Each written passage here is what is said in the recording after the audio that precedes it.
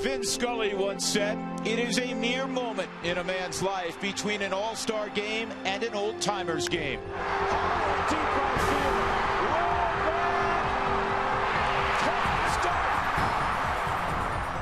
For Todd Helton, that old-timers game is still on the road beyond somewhere.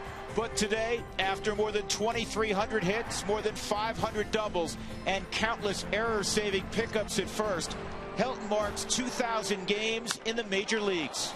Todd Helton flashing back to a bygone era. Many dream of the big leagues. Few get there, and even fewer plant themselves like an oak tree on the landscape for all time. Way back there. Wow. Today, another impressive milestone in the historic career of the Rockies' number 17.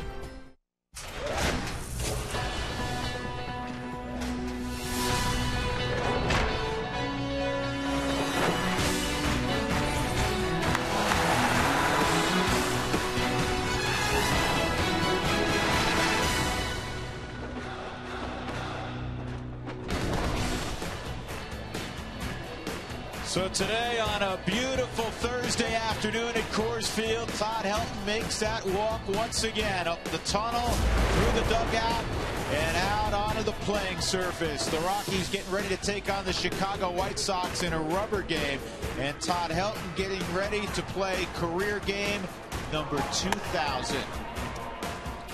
Hi once again, everybody. Good afternoon with George Frazier. I'm Drew Goodman. What a remarkable achievement for a remarkable player and a remarkable person. And you know what? It seems like every couple of weeks he passes another milestone. Well, the crazy thing about it, I mean, what do you say? I mean, what can you say about a player like Todd Helton? What can you say about a person like Todd Helton that hasn't been said? This is a terrific person on and off the field, a great father to the two girls, a wonderful husband to Chrissy, and a great ambassador of the game of this baseball. And that's what it is for Todd Helton. And looking at him going out today, he's treating this as just another game. And it's not just another game when you think about the accomplishment of 2,000 games played. There's only 3 active players. Jeter's one of those that is a part of that, and Chipper Jones. There's only 3 guys that have done 2,000 games. When you start to think about that, 15 years, 135 games a year. That's a lot of baseball. A lot of baseball. 2,000 games for one team. There's only 3 of them, as George mentioned, currently playing.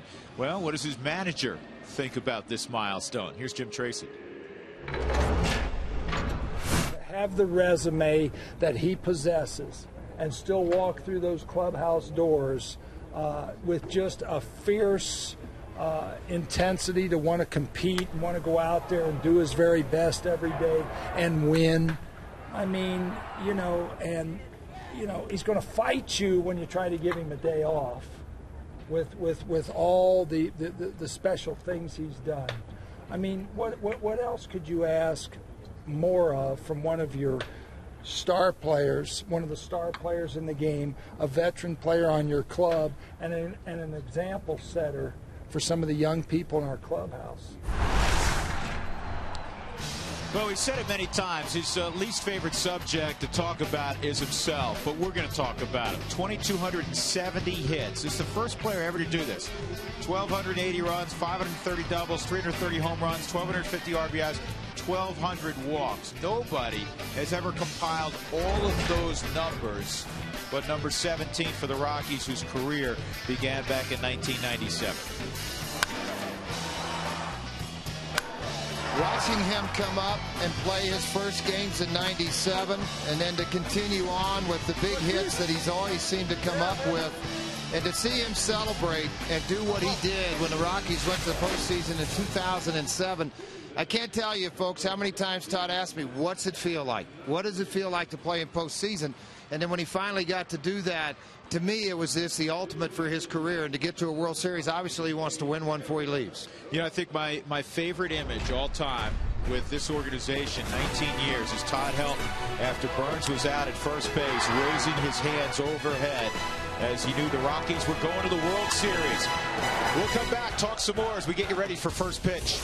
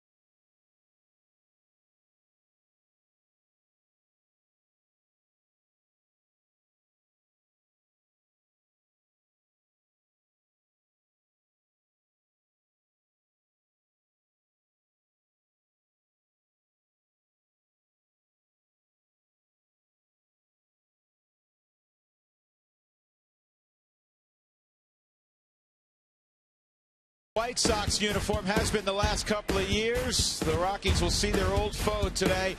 17 big league starts against the Rockies, most of those in a Padre uniform.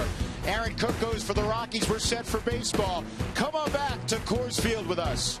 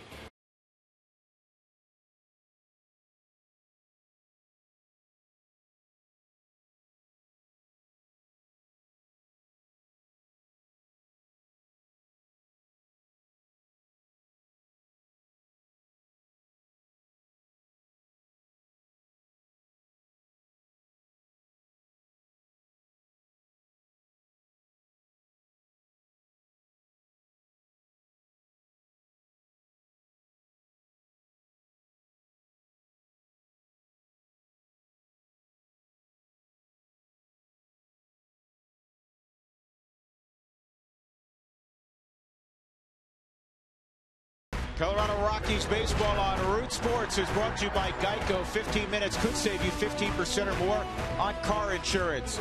By the Ford Edge, class-defining style, revolutionary technology. Ford Edge, drive one. By Quest. Quest is becoming CenturyLink. Your link begins here. Find out more at CenturyLink.com/link.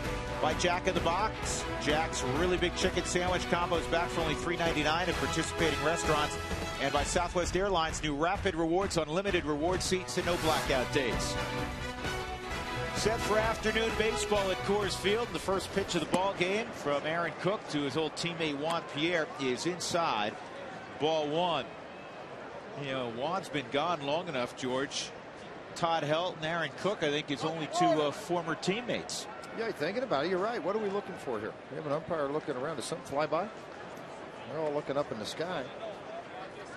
Everywhere.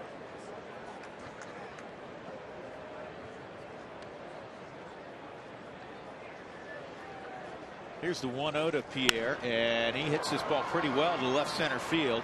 Blackman will get back and make the play. Let's take a look at the White Sox lineup today for Ozzie Guillen. It's presented by Southwest.com. Some changes this afternoon. Omar Vizquel will start at third base. Adam Dunn is in there at first base. First time we've seen big Adam Dunn in the series. Alex Rios will slide to the cleanup spot. You'll notice no Paul Konerko. Martinez in right field. Alexi Ramirez. Ramon Castro doing the catching. Gordon Beckham is again hitting eighth in front of Jake Peavy. And the sinker's over strike one on Vizquel. The 44-year-old still going strong. Very respectable 271 average for Vizquel. So many great years in Cleveland, also up in Seattle. Well, that batting average Drew's talking about, 271. It's 100 at bats, 107 to be exact. 8 RBIs, 5 doubles, and a triple.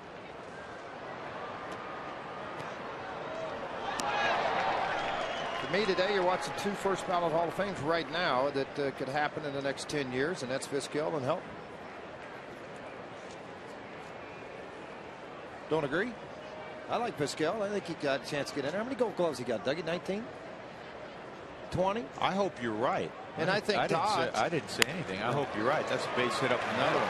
And Todd, I think, has the opportunity, if people will look at the ballpark fairly and look at his numbers away from here, because they are outstanding. They're 300 average for Todd Helton.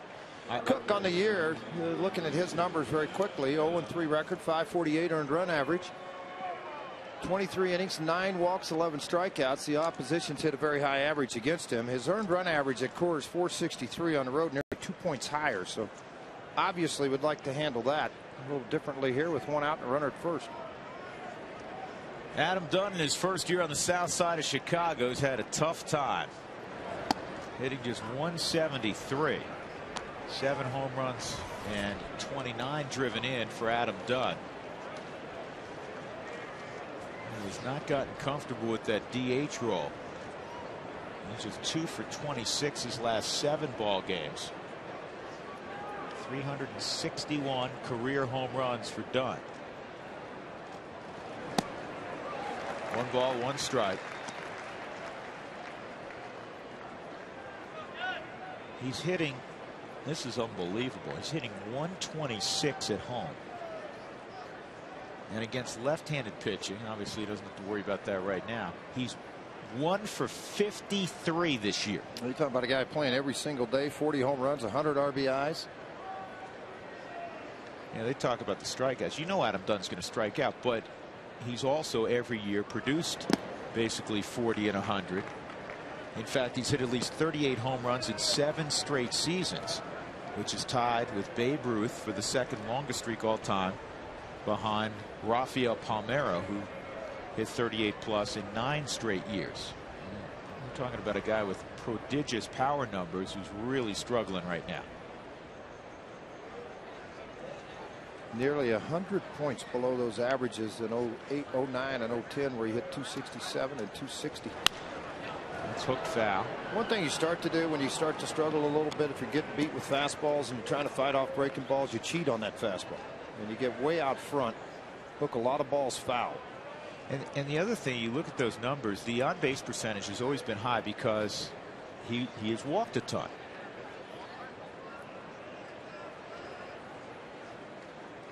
If you don't get caught up in strikeouts and you realize a strikeout is an out, and then you look at a guy like Adam Dunn, he's a run producer, and he's always done that. And you can tolerate that, you know. There goes Vizquel, and this ball right to head, and then he'll walk to the bag, and it's a line drive double play. So Adam Dunn saying, hey, even when I square it up, I can't buy a hit.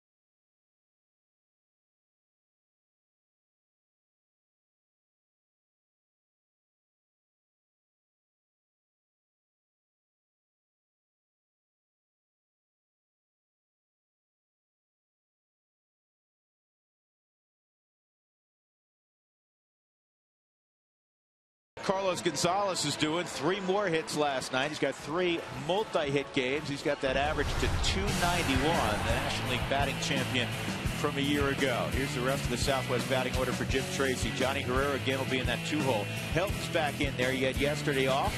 Troy Tulowitzki will be next, and Seth Smith, Ty Wigginton, who hit a long home run last night, Charlie Blackmon, Matt Pagnozzi's doing the catching, and then Aaron Cook Well, Jake Peavy, George, after more than 200 starts in his big league career, on Saturday made an appearance out of the bullpen. He was pretty good at that too. Yeah, he is pretty good. 4-1, 423 earned run average, 38 in the third inning so far. Doesn't walk people. Has just battled a tremendous amount of injuries since traded from San Diego to the White Sox. His career numbers against the Rockies: 3-4, 459, which is kind of amazing at Coors Field. But a low earned run average. Everybody will remember the game he started here, the play-in game for the Padres.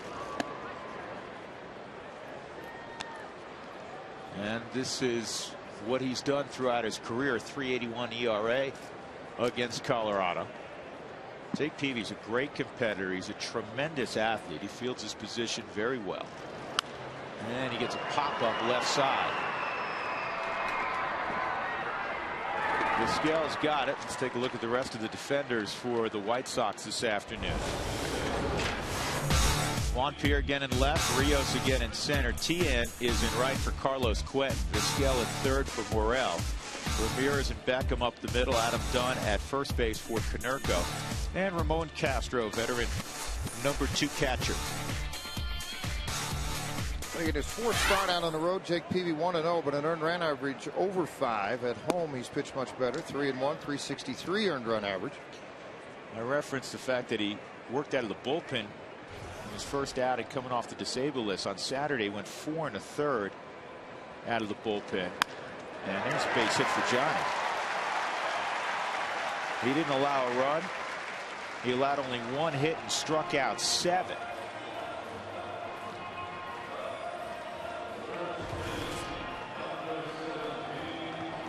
Todd Helton seen Jake Peavy more than anybody else for the Rockies, probably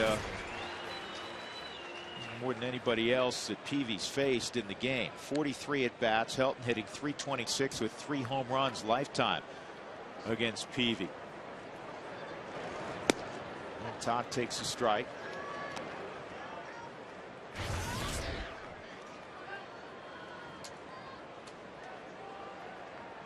Real good numbers for Helton this year in 2011. Today, game number 2,000 for Todd, all in the same uniform. Not many can make that statement. That's off the plate. Well, it all began for Todd back in '97 as a left fielder, at least initially. Here's his first big league hit against the Pirates, and his first big league home run came in Pittsburgh as well. Back at Three Rivers, and Helton has another hit to add to his collection. Johnny Herrera go first to third. He fell down. They have a chance to get him at second, safe. Wow. Herrera stumbled about 30 feet off the second base bag. And he was fortunate to get a hand back in there. Yeah, he was. And the relay throw from right field probably cost him a little bit of that from Tehan. Low, down and away, changeup. Todd just as he always does. Great back control, takes the ball to right field. And Johnny, as he went into second base, rounded the bag cleanly. I thought he was headed that way. You see him coming around here, and then he stumbled going around the bag, does the header, has to get back to his feet in a hurry. When he does, he just barely gets it in. Rockies with an early opportunity against Jake Peavy. 2 on and 1 out. That's a big slip there. Otherwise, you're talking about the runner at third and 1 out. Slider in there to Tulowitzki for a strike. Troy 6 for 18 lifetime against Jake Peavy. Today's the halfway point of the 2011 schedule. Game number 81, and the Rockies are 39 and 41.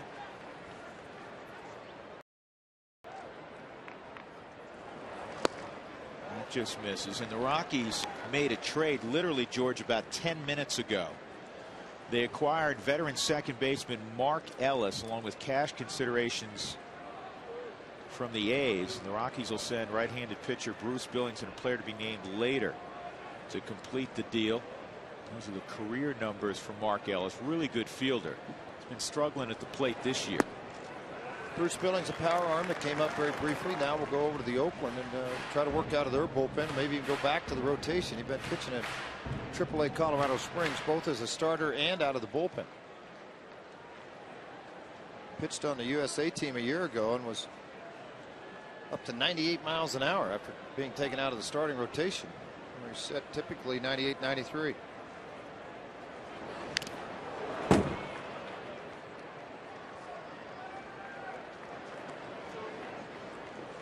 Mark Ellis is a 34-year-old.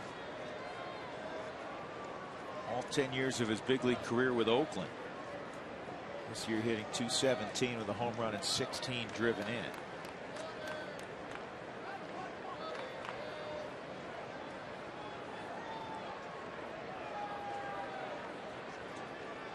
Two and 2 on Tulowitzki. And Ellis will be in uniform, we've been told, tomorrow for that opener against the Royals.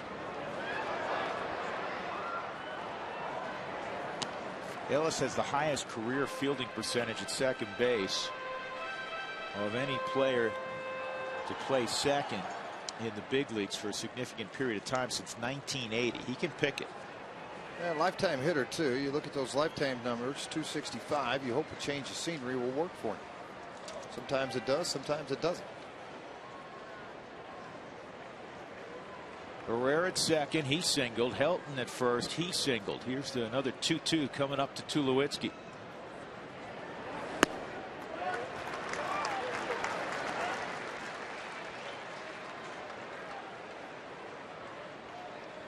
You risk putting them in motion here, George? You know, the only reason I wouldn't do that, if you get a swing and miss on a strikeout, they'll throw down to second where they can have Todd, the slower runner, and a double play takes you out of it. Smith swung a bat very well.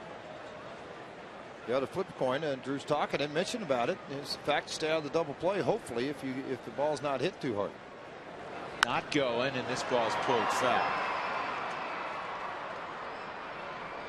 When the Rockies score 7 or more during any ball game, go to participating Colorado Taco Bell locations the next day. Do it between 4 and 6 to get your Rockies Tacos special. Rockies won on Tuesday night 3-2 in 13 innings. They had several missed opportunities late in the ball game yesterday. 7th and 8th inning, could not get a run home from third base with less than 2 outs, and they ended up falling 3-2. So today the rubber game. Ramon Castro just walked out in front of home plate after getting signs from the dugout of where he was going, and then you see Ramirez with his head shake like, okay, got the bag, got the signs. In other words, throwing through to the second man, not the first. Runner's not going, and this one's fouled off.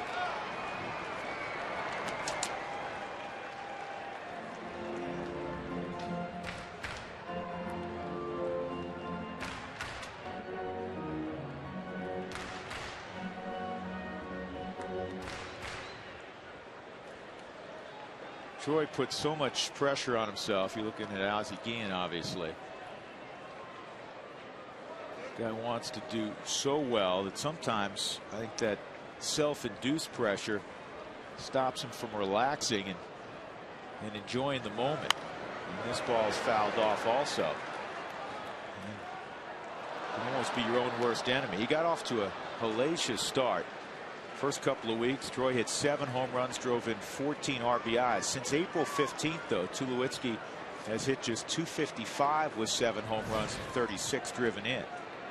And the Rockies 29 and 38 since that period of time.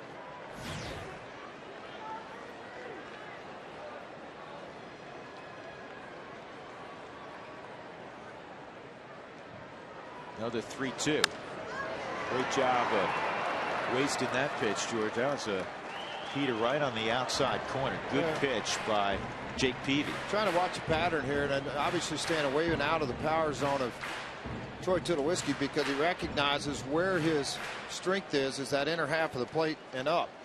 So they're trying to work everything down and away to him on the outer half of the plate. That's a lot of numbers in there. A lot of dots. 11 pitch coming up for Jake Peavy against Tulowitzki. Now he's been reluctant to go to the off-speed pitch in this situation.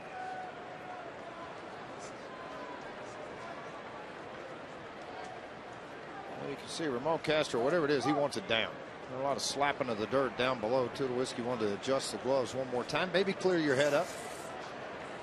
Now, this is huge for the Rockies to get a quick jump, something they have not done much of the last 5 weeks. It's so unusual to see him score in the first inning. And this one is going to curve foul also. So we'll have a 12th pitch. 5 times in the last 34 games. That's all for the Rockies to have a first inning run. Interesting. A lot of catchers think you can trick hitters by making sounds behind home plate. And so Ramon Castro, if you watch him, he's going to pound the dirt over behind it. Now he's going to move to the outside corner. They want the pitch on the outside. Peavy messed up, got it inside. Sometimes a hitter goes, that's a bad acting job. Wherever I hear the sound, I know it's going the opposite place. This ball's drilled to deep center field, way back and gone. Atlanta, baby. 3-run jack for Tulowitzki, his 15th. Who doesn't love a 3-run home run? He doesn't. No, nor does the guy on the hill. Everybody else in the house, they're pretty happy. 4th home run of the season that Peavy has given up in 38 2/3 innings. After a long battle, and on the 12th pitch, the ball runs back to the middle, and the sweet part of that bat met flush with the baseball, and see you later.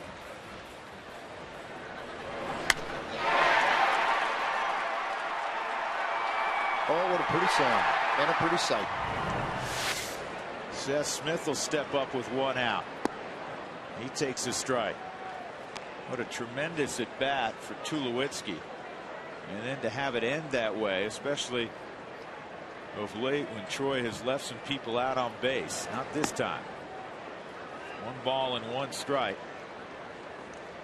When Tulowitzki homers this year, as he gets a hug from Giambi, the Rockies are 11-3.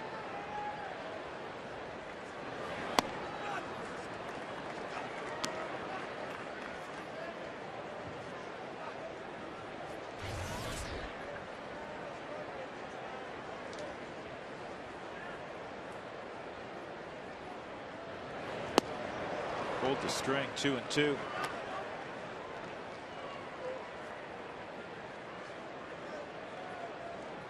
That was the pitch. For whatever reason, Jake Peavy did not want to throw toward Troy Tulowitzki. There was a ton of fastballs at the end of that at bat. 5 to be exact.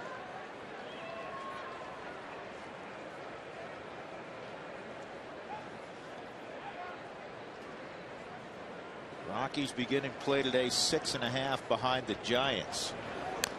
It's fouled off. The White Sox picked up a game in the American League Central because Detroit lost in front of them. So now it's a tie between Cleveland and Detroit, top the division, and the White Sox are just 4 back at 39-42. Crowded American League Central. Another 2-2. 3-2. Wigginton on deck.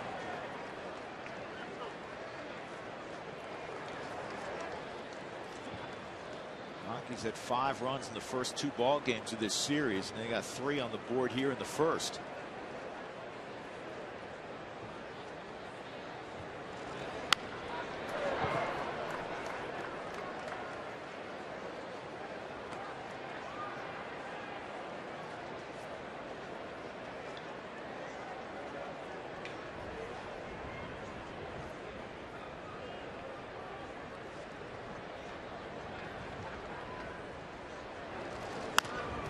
Ground ball toward the hole. Beckham gets there.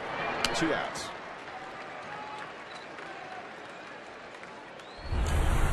This replay brought to you by the Colorado Lottery. Ty Wigginton coming up. He's been doing a whole lot of this lately. He punished Mark Burley, his first career home run in 20 at-bats against Burley, and he almost hit it up on the concourse. That tied up the baseball game in 2.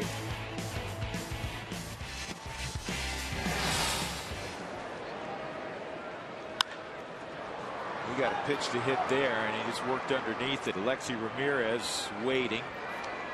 in the inning. The Rockies got hits from Herrera and Helton, and then after 12 pitches, Tulowitzki got one he could drive, and he drove it 400+ feet out of the yard. 3-0 start for Colorado.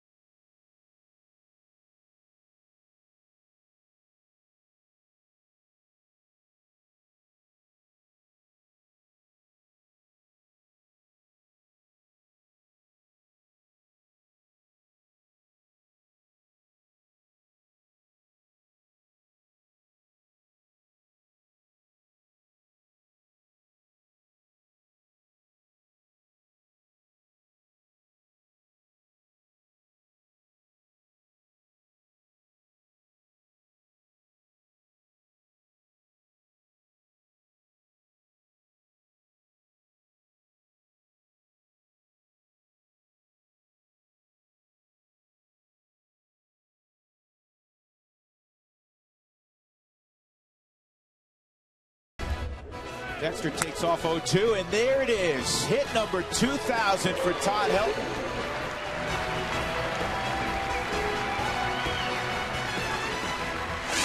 Remember that day well, and now he's sitting on 2,309 hits after his base hit in the first inning.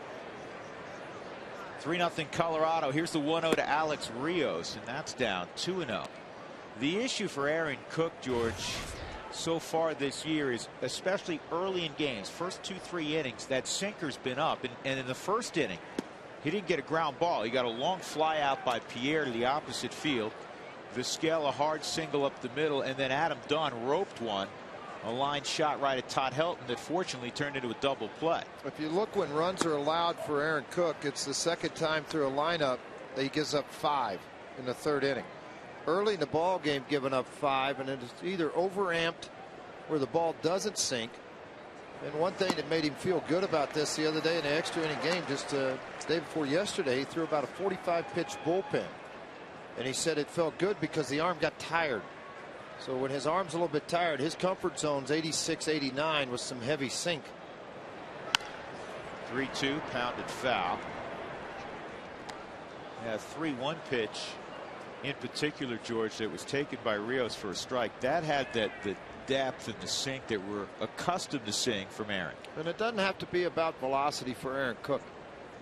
It's all about location. Oh. He's got plus movement. George, Mark Burley's a great example of that. Well, from the left side, Burley did a great job cutting and sinking the baseball. The difference, Cook doesn't have that cutter consistently. And this is their leadoff walk to Rios. Let's check in with Alana Rizzo for the first time this afternoon. Alana. Hey, Drew, you know what? Todd Helton, think about all the guys that you and I have worked with just in our broadcasting career. Well, Todd Helton has had 359 teammates as a Colorado Rocky as he plays game number 2,000 today. I asked him earlier if any one of the 359 has stood out, and without hesitation, he told me Juan Pierre. He says he respects him the most because of his work ethic, as we've talked about so far this series. But he told me a story of when they had very rigorous off-season workouts together where they used to run hurdles. Now, you can imagine with Juan Pierre's speed, it was a little bit challenging for Helton, but he said he absolutely worked me to the bone, and he said he loves the guy, really appreciates his work ethic. Think about that, 359 teammates. Immediately, he said, Pierre, I know that they both have mutual admiration and respect for one another, guys. Yeah, it is without question mutual admiration for one another. And we'll play you in a moment the comment that Juan Pierre had when I asked him yesterday about Todd Helton. Here's what he said. The true professional. One of the guys I looked up to when I was here. He was a superstar, so to speak, and he played hard as anybody. He never wanted out of the lineup, and that's how I kind of patterned my career, you know, after seeing how he went about his business and how he played the game.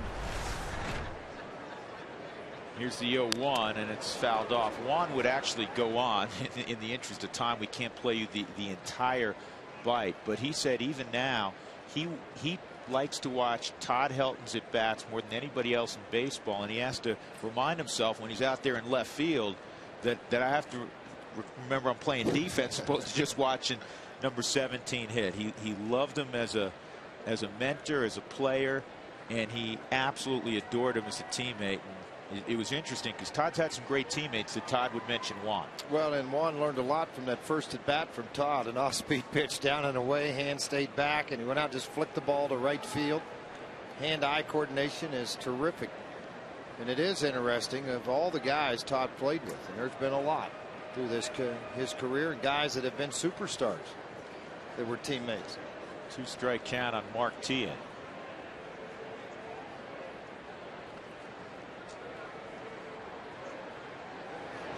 Outside, no, on the outside corner. Tian didn't like it, but he gets rung up. Nice pitch from Aaron Cook. Yeah, looking on the Ford strike zone, you see where that sink probably is why he's shaking his head a little bit. He swung at the one first outside and then fouled that off. Then Cookie gets the strike called here.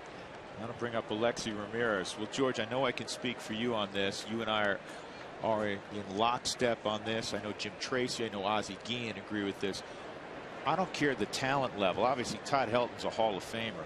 Juan Pierre's had a wonderful career, still going strong. But the thing that we admire most about those guys is the respect they have for the game, playing the game the right way. Well, playing 27 outs. There's a lot of guys that play 23 outs. There's a lot of guys play 20 outs, and they get behind big in games. They bail out in the 7th, 8th inning. They don't stick around for the finish. They hit the conventional jog up the first base line. That's not the case with Todd Helton or Juan Pierre, either one.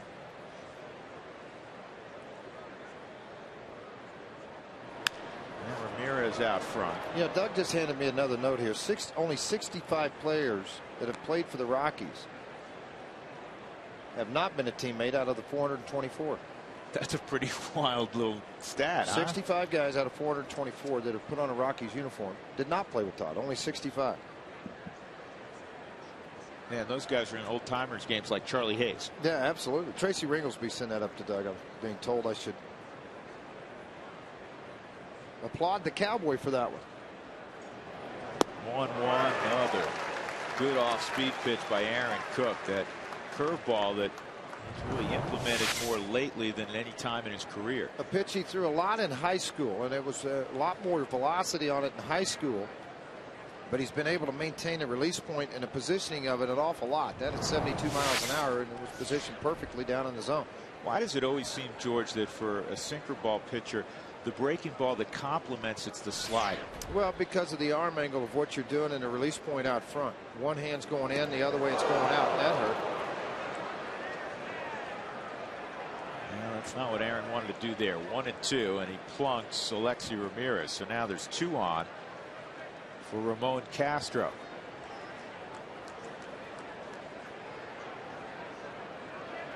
Got him right above the elbow. Hard sinker. And folks, if you ever play catch with it, well, you got a pad on. Go to first. You know what? If you play catch with a sinker baller, it's like catching a shot put. If you play with a four-seam guy, it's like catching a feather. I mean, it really is, regardless how hard it is. But when you get hit by a excuse me, a two-seam fastball, it is very it's just like grinds in on your body. He had a pad on his arm. It must have been defective because it wasn't a Barry Bonds type suit of armor, but he had a pad on it. Looked like it squared up the pad perfectly. Well, this is how Ubaldo Jimenez got in trouble yesterday. Ubaldo pitched very well. The only inning that White Sox got to him was after walking a hit batter and then a couple of hits, scored the 2 runs. Castro at the plate, and he takes down low, ball 1. Kerwin Danley is behind home plate, veteran umpire Vic Carapazzo's at first, Doug Eddings at second, Dana DeMuth at third.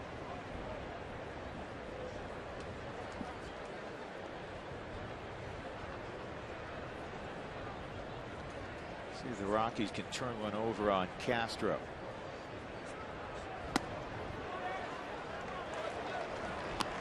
And right now, Aaron Cook would like to have that ground ball double plays he got earlier. That was the 85th for the ball club. That leads the National League. If your windshield's damaged, call Safelight Auto Glass at 303-287-5000, online at safelight.com. Castro, George, like a lot of backup catchers, typically good catch and throw guys, and don't hit for much average, but a lot of them have power where you make a mistake and they can hurt you. This is in the air to center field. Very good fastball hitters. They don't see enough breaking balls being in the backup role. Oh, wow, they're going to challenge the arm of Gonzalez, and Rios is able to get there. So it's first and third, 2 outs. And that'll bring up Gordon Beckham. Kansas City Royals come to town tomorrow through Sunday, including 2 fireworks ball games. Get tickets for those games and the one on Sunday. Should be a great weekend. Jeff Francis, the former Rocky, will pitch on Sunday afternoon. Rockies will see another lefty tomorrow. Danny Duffy will start. They have some very good young arms in their organization and position players. It's going to take some adjustment period on both sides of it. And look for the Royals to be contenders. You know, I had seen, George, we got to clarify this because Francis was scheduled to go on Sunday. The Royals just announced they're going to go with a 6-man rotation, and at least in the notes today, they now have Luke Hochevar from Fowler, Colorado, going on Sunday. They may push Francis back. We'll try to check it out. But just like the White Sox have been doing. Well, a lot of minor league teams this time of the year, to save innings on arms, they'll go to a 6-man rotation right before the All-Star break and then take a couple of days afterwards. They'll do the same thing. If you think back, Rick Porcello's first year, they actually placed him on the DL for 15 days and sent him down and just had him throw bullpens and then bring him back because they were concerned of the workload on a young arm at the major league level. Good block by Matt Pagnozzi. It's 1-0. Rockies up 3-0 on a Tulowitzki 3-run jack. 2 outs. Beckham, who's just 4 for his last 32 at the plate, and look out. Well, that's not Aaron Cook. He doesn't miss like that. Not very often. Not that bad. Just twice in this game he's done that. He really misses badly here. Either the ball got slick or he just didn't keep a firm grip on it. Nice job by Pagnozzi to go up and save that run.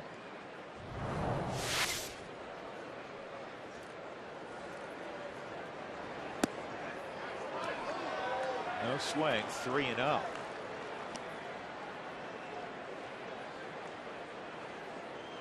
Peavy's on deck, but this is the guy you want to get, especially early in the game. George, a 3-0 lead. You'd love to have the pitcher leading off next inning. And Peavy could swing the bat a little bit, but you don't want him still. You'd rather have him leading off the 3rd inning and hopefully started with an out.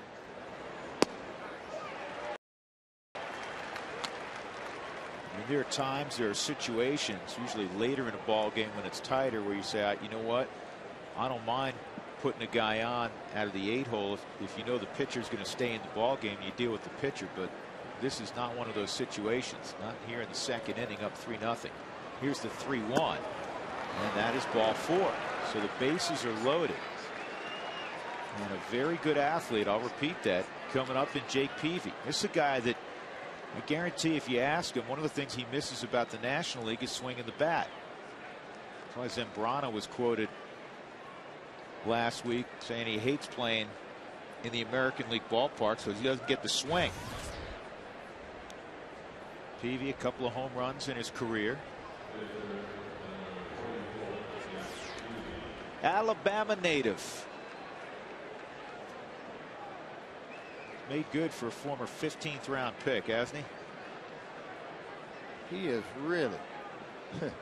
That's good scouting. When a 15th rounder comes up and is an all-star the way he's been. Cy Young winner. In fact, when he won the Cy Young a few years ago in the National League, it was a unanimous selection. That's not, that's not your ordinary pitcher hack right there. It's 0-1. No hits in the inning, 2 walks and a hit batter. 34 pitches to work through this inning too. I mean, that's not Aaron Cook. He typically has a very low pitch count when he's throwing strikes.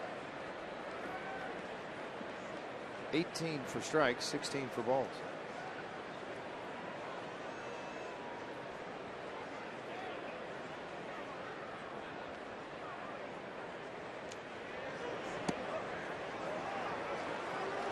He has respect to Aaron Cook. He's not just feeding him fastballs.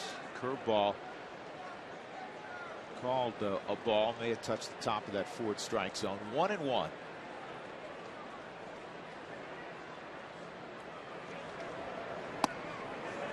That's a good eye. When you lose the release point on a fastball, you typically start to try to aim the baseball versus just cutting the ball loose. Remind yourself, trust your arm release and your hand in the release of the baseball. 2-1. And this is a fly ball that's going to curl foul out of play. 2-2.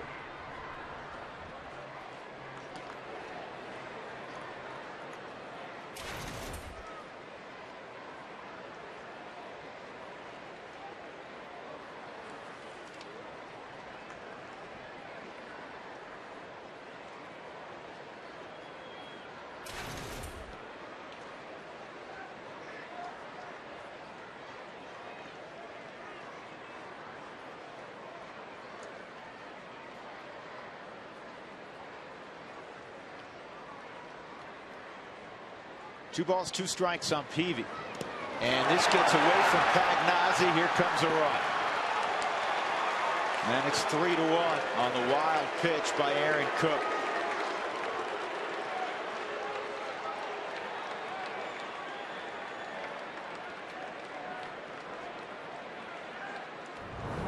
Watch the block of Pagnazzi. It's a 91-mile-an-hour fastball. He's expecting on the inner half. He got wide with the lower half, and it made it very difficult to get out. I mean, this pitch misses the target almost in the middle of the left-handed batter's box.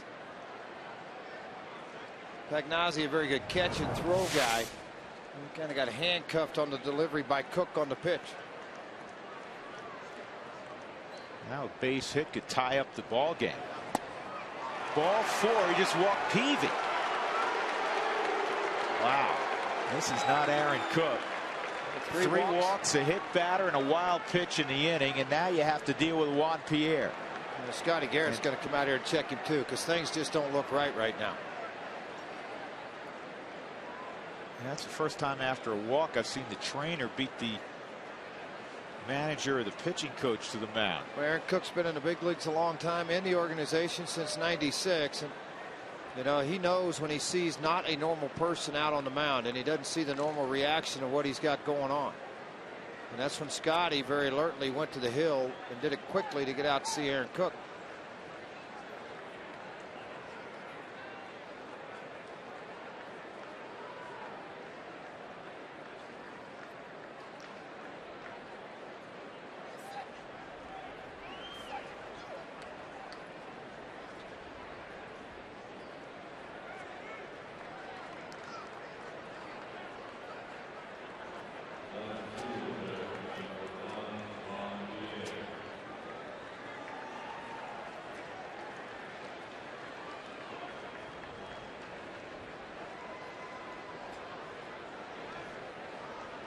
Now, obviously, Aaron says he's okay. He didn't bother throwing another pitch.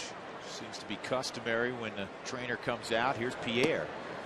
I'll tell you what, Juan is as shrewd a player as there is in the game, George. He's watched this inning closely. He's going to make you throw a strike or 2. Well, I'm watching velocity of the fastball. Then you look for finish and location. And right now at the 90 mile an hour, that's pretty normal. Here's the pick at second. It got Mark Burley last night and numerous other players through the course of the year. Didn't work here. As a leadoff guy, it just gets magnified too with Pierre and his eye at home plate.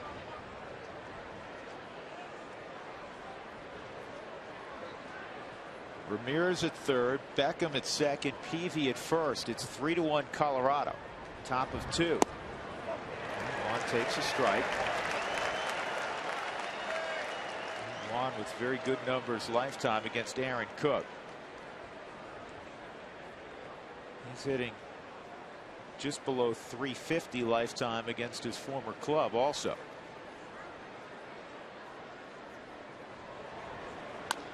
And a ground ball to second. Guerrero will throw out Pierre.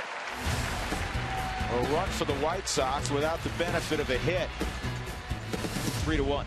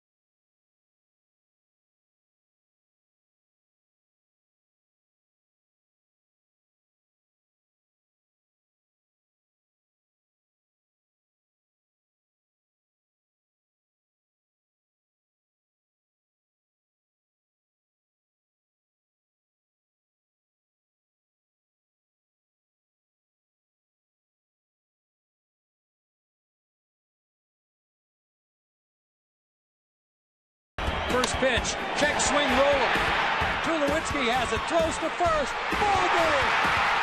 World Series time in Colorado. I don't know if I've ever felt happier for an athlete than for Todd Helton at that moment. It is my favorite image in the 19-year history of this organization.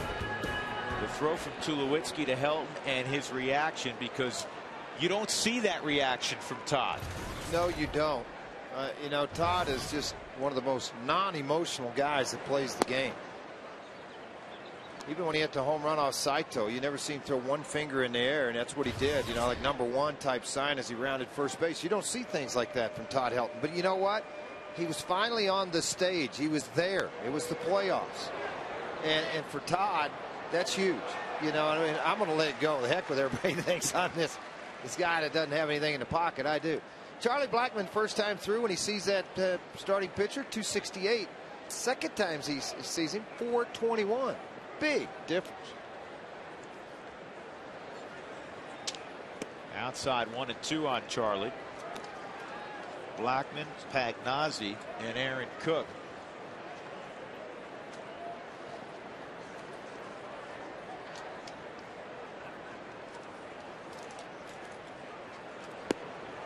And Peavy, who's no stranger to the strikeout, punches out Charlie Blackmon. First strikeout of the ball game for Jake Peavy. That'll bring up Matt Pagnozzi. We'll remind you that we do this every day. Toyota Talk in the 6th inning. You text Toyota followed by a space, and then we want you to comment on this. Your favorite Todd Helton moment in his career. Send it to 720-720. It's Toyota Talk coming up in the 6th inning. We'll have fun with that. Matt Pagnozzi swings and misses.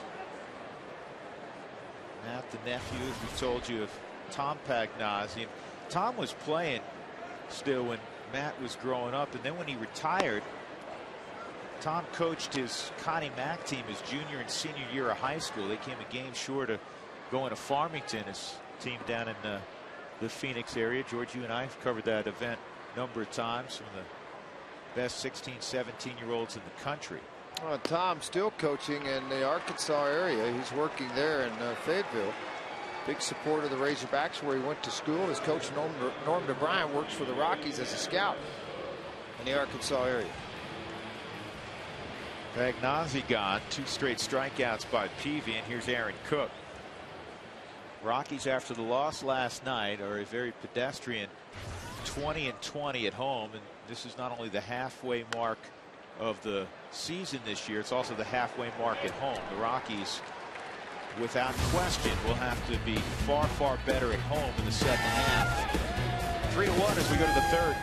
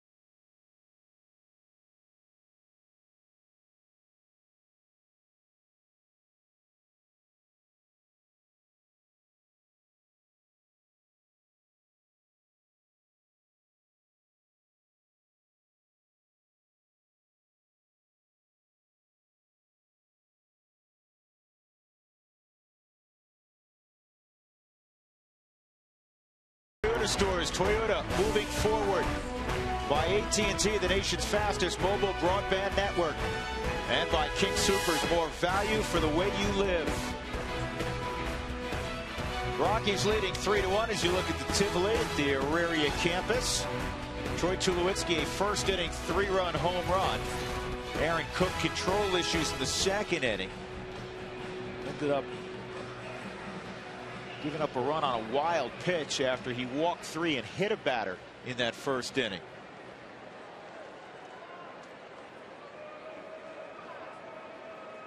Vizquel with a line drive base hit, or a ground ball base hit up the middle in his first at bat in the first inning, and then Dunn hit that scorcher right at Helton for a double play. Yep, 2, 3, and 4 for Ozzie Guillen's club here in the third inning. Vizquel takes high. Again, the misses with Aaron Cook are really bad, which is very uncharacteristic. Yeah, just watching his delivery. I mean, there's something out there. I can see what Scotty Garrett's talking about. Something just doesn't look totally right within his delivery right now. His fastball, the velocity's been pretty good. Yeah, the velocity, George, is where you think it would be. Well, if your arms hurt, everything starts to drop off that way. But everything, his misses right now are really up and away, which tells you he's pulling off the baseball with his front side, not staying closed long enough, not getting out of the glove soon enough. Vizquel back to Cook, you'll flip the help. With all that being said, he's still winning 3-1. It's amazing how it all works. 1 out. That'll bring up Adam Dunn. A reminder, Wells Fargo customers, get your 2-for-1 Rockies tickets today by going to wellsfargo.com/Rockies. See a Wells Fargo banker for more details. Wells Fargo Bank, member FDIC. Adam Dunn hit a line shot that Helton gloved, and Vizquel was moving on the pitch back in the first inning, so it turned into a double play. Rockies will employ the shift. Tulowitzki moves over to the right side, and this is a pop up to shallow center field. Wigginton going out, and again, that's not something he would do a lot. I mean, that's the movement of a shortstop. typically, not a third baseman, but he's lined up as a shortstop, and he handled You it. got to go make the play, don't you? Yep. Tulo's like, you got it. This is easy. I do it all the time. Just keep following it. Well, then quit running next to me. Let me get out of here. You're making me nervous, Tulo. Go over and sit down. He was ready for the rebound. That's right. 2 outs. Rios will come up. He walked and scored last inning.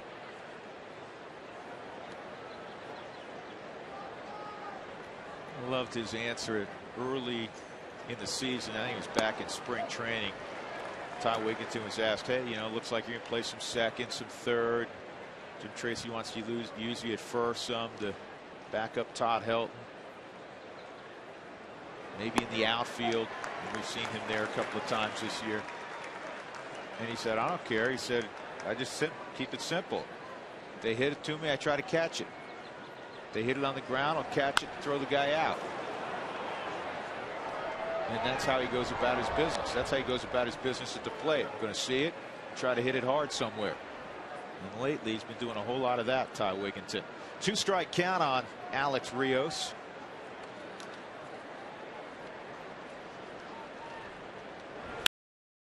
It's a good sinker, but it's going to find a hole on the left side. Second hit of the ball game for the White Sox. Now first hit in 11 at bats, or 12 at bats for Mr. Rios. And for the White Sox, George, to make a move in the Central, they obviously need Dunn to get going, and they need Alex Rios to get going.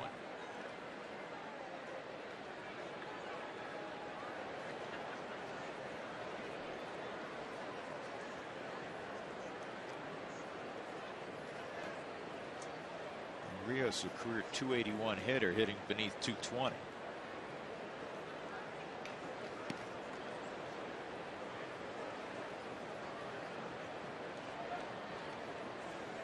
Martin at the plate, struck out looking his first time.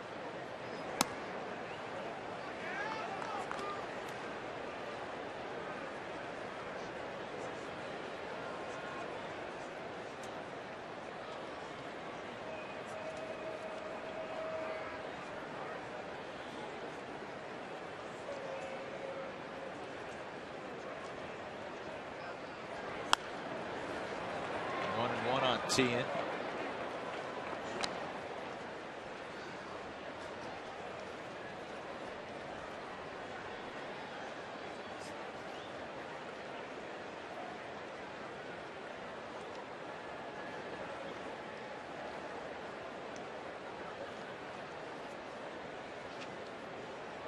Tien, a former Royal, came in an off-season trade between the 2009 and 2010 seasons.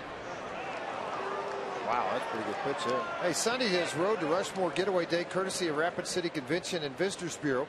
The first 10,000 kids get a Rockies Rushmore poster. Saw it downstairs. It is really cool, folks. Select fans will win a Mountain Rushmore vacation package.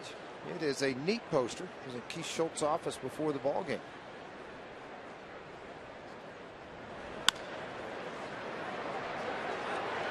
Tulowitzki will go the long way. Solid inning for Aaron Cook. There was a hit in the man left. Rockies leading 3-1, middle of 3.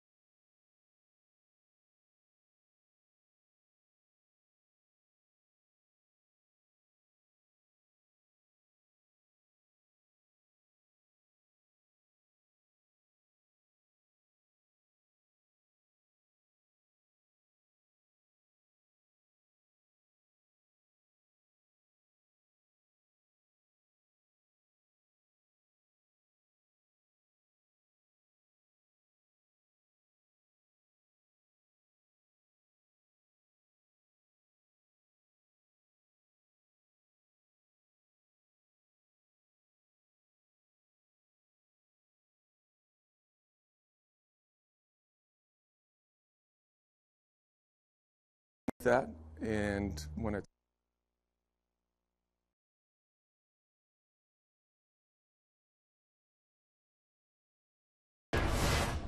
you don't want to be defined by your work, but let's be honest, I'm a baseball player. It affects everything I do every day. I mean, besides my children and my wife,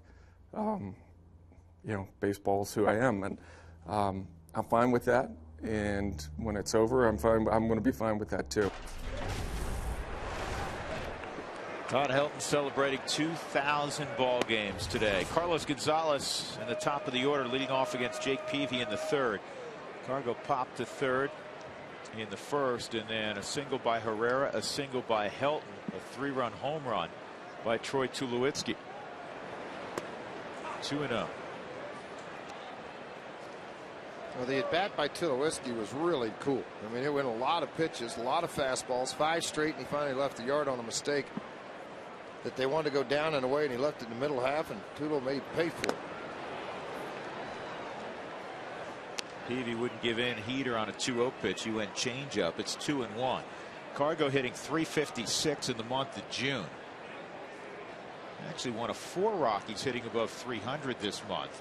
Tulo's hitting .311, Smith .310, Helton .305. And another pop up to third base. 1 out.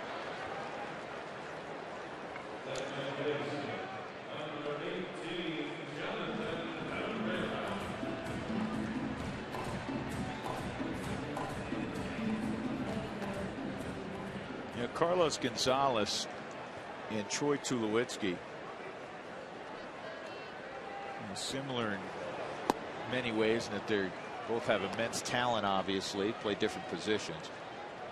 I'll tell you another way they're similar. You talk about fiery, and Cargo in a different way. Cargo's got a smile on his face, 90% of the time. That baby Johnny, go Johnny, go. 2 for 2. Troy, you can read the fire on his face, but you just saw when Cargo made that out there, not happy, and he's not afraid to show it, just like Tulowitzki.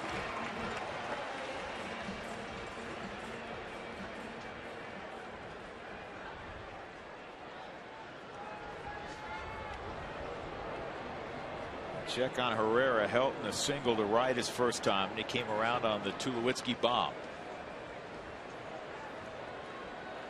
Just the 7th start this year for Jake Peavy. He had off-season surgery. We're going back to 2000. Todd Helton, John Rocker. End of the year, Buddy Bell's managing this home run. And Rocker was trying to get work before the Atlanta Braves went into the playoffs to pitch the 9th. Helton hits the home run. It gave Buddy Bell a winning record with his ball club that season instead of being .500. And what's, to me, significant about the home run, it threw Rocker into a tailspin. He was never the same player after that. In the playoffs, he pitched poorly. The next year, obviously, he ran his mouth in the New York papers and on a subway. And you know what? He's out of baseball. But Todd Helton, that big home run against John Rocker, I think really disrupted the success of John Rocker and the Atlanta Braves that year in the playoffs. Here's a guy throwing 98-mile-an-hour cheese, and Helton turns on it and hits it out of the ballpark.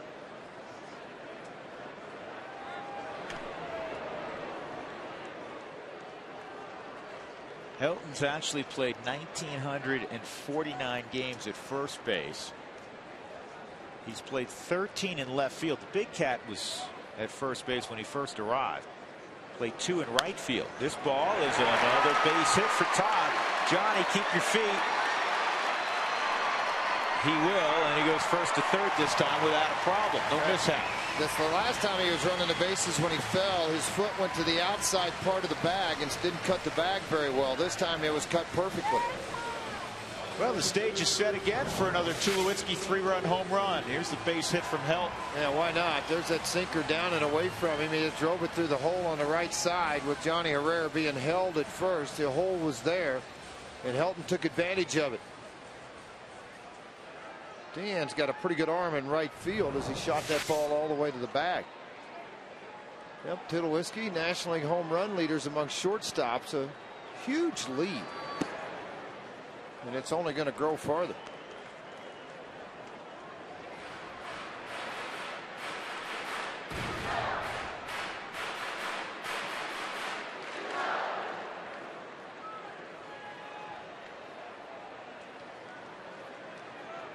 (3-1) Colorado. The Rockies have out-hit the White Sox 5-2. Here's the 1-0.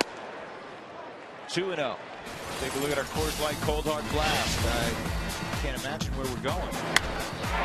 The Tulowitzki 3-run home run on the 12th pitch of that at bat in the first inning. The dead central. 15th of the year. Coors Light Cold Hard Blast. Here's the 2-0. Slider misses. 3-0.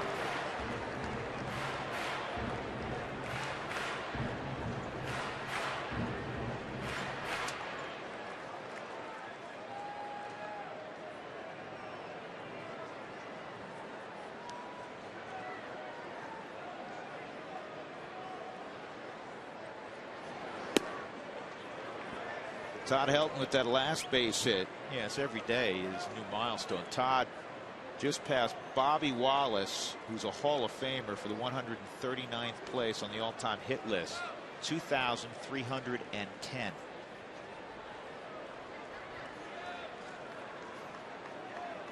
You didn't think he was going to come out in game 2000 and go 0 for 4, did you? No.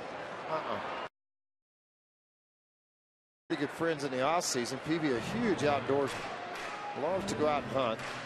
Jake has numerous ranches, as Todd has the one here in Colorado. But there's a lot of group of guys that go out and play. Boomer Wells, who was in New York the other day, and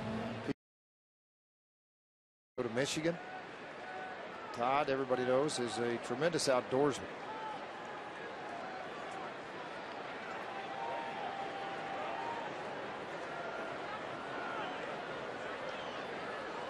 Here's the 3-2. Ball 4. Now they're loaded up for Smith.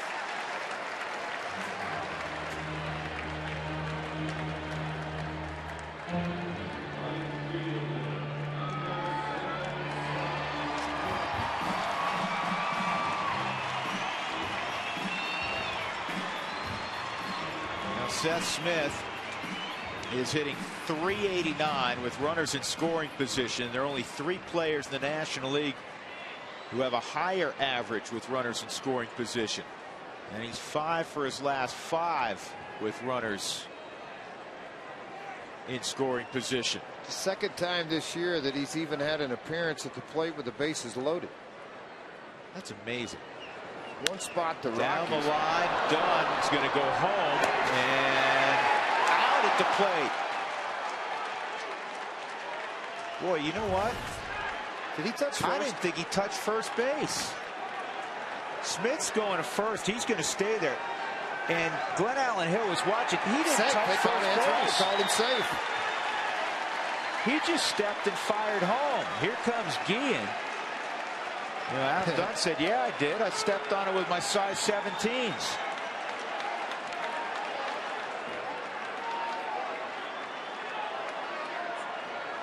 And the reason, you know, Herrera on the slide, George, this is interesting because if he touches first, it's a tag play. He was called out on the force. I thought he beat, if it's a tag play, I thought he beat it. And it's not my call, it's Kerwin Danley's. But this was an interesting one. Watch Adam Dunn field this. Yeah, I mean, it's a great play with first base. Balls hit relatively hard. He fields it out front, but he never does touch. He goes over towards the bag. See, he misses it right there. He's on the back side of it, doesn't get it. And then a throw home, and then a tag applied at home. Castro applied the tag, but because he didn't touch the bag, he didn't need to. So the umpire waited for the tag to be applied because Kerwin Danley thought that he had touched first base with his foot, and he's missed it by 6 to 8 inches. So 2 outs and bases still loaded, and Ty Wigginton will get a shot. Well, that was interesting because, again, he made, you know, the footwork took him right to the bag. He just didn't step on it. Yeah, and Kerwin Danley called Herrera out at the plate on the tag, not on a force. Mm-hmm. because he's watching the first base umpire, Vic Carapazza, never gave safer out signal. That was an indication that Dunn did not touch the bat. That's another called strike. Peavy sprinted back onto the field and grabbed the baseball. The rest of the Rockies runners, including Helton and Tulowitzki, had started to jog off of the field, and Jim Tracy and Chris Iannetta were yelling at the base runners to go back. Here's the 0-2. Just missed.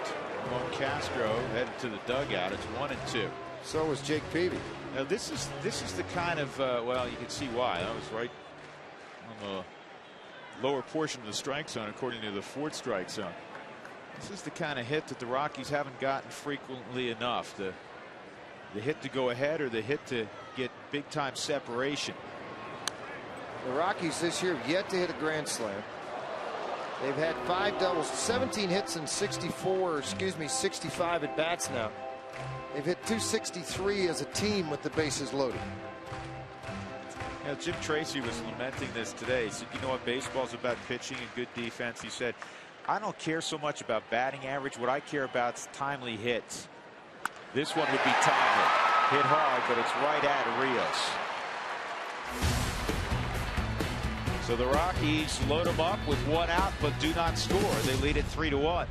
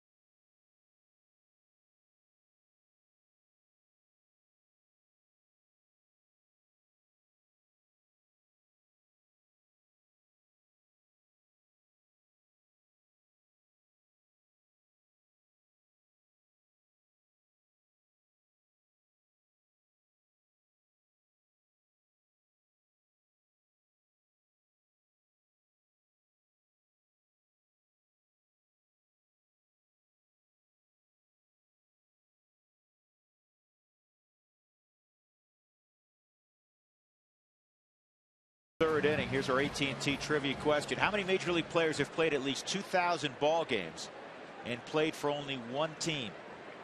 This is all time.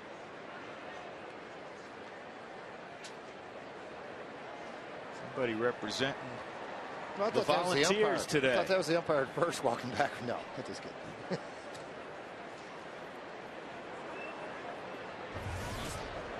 Pretty good Vols in the house today. Peyton Manning has spent the last few days here visiting with Todd. Alexi Ramirez hit by a pitch his first time. Here's the 0-1, pulled, foul.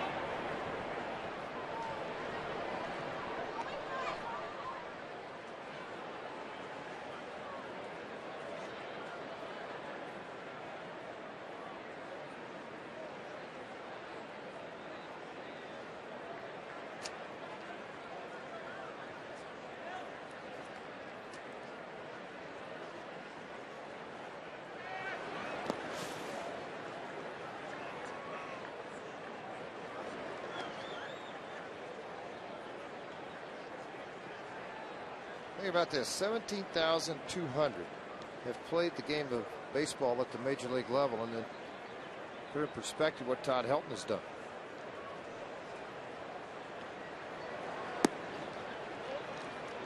Playing first base, and you'll see the number here in a little while when we answer trivia.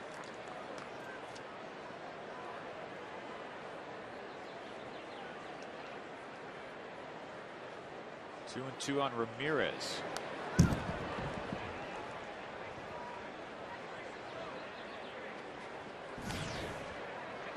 something you may not know about the Chicago White Sox. They've had some good pitchers, Mark Burley, John Garland when he was in Chicago. They have more quality starts since 2003 than any team in baseball. And Mark Burley's #1 on that list individually with 219. It's one of the reasons they've been in the postseason a couple of times and won it all in 2005, all under Ozzie Guillen. Tell you what they're not doing this year, which they typically do, George, is hit the home run. This is in the air to left center field. Good jump by Blackman. 1 out. They normally hit a ton of home runs. That has not happened yet. Well, of course, they're waiting on Dunn to turn that up a little bit. Toyota Talk. Text Toyota followed by a space. And in your comments on your favorite Todd Helton moment in his marvelous career. Remember Red Russell? Or Ed Walsh? You remember Ed Walsh? Won 40 games in a single season. 40 in a single season. How many innings do you think he pitched to win 40 in a White Sox uniform? This all happened in 1908. He won 40 games and pitched 464 innings. So what are you saying? These guys today aren't tough, George? That's what I'm saying. That was called a strike. 1-1.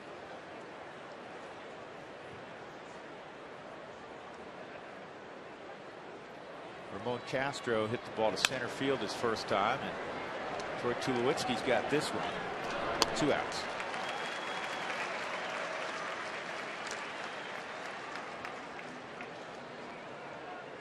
Here's another great moment from number 17. I know you remember this play. The Rockies were on that terrific run in September of '07, and I was talking about Todd hitting that home run and showing the emotion that he showed there, and his fan club that's been there with him every step of the way.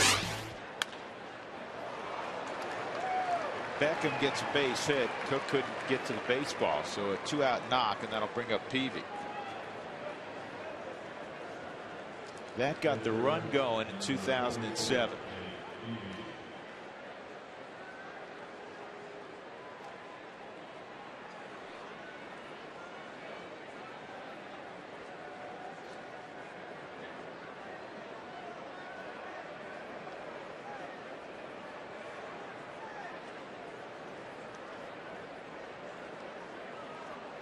Peavy worked out a walk his last time up. Swings at the first pitch and hits a high pop up to shallow left center, and Blackman has this one. Good solid inning from Aaron Cook, safely through the 4th. The Rockies ahead 3-1. Come on back to Coors Field with us.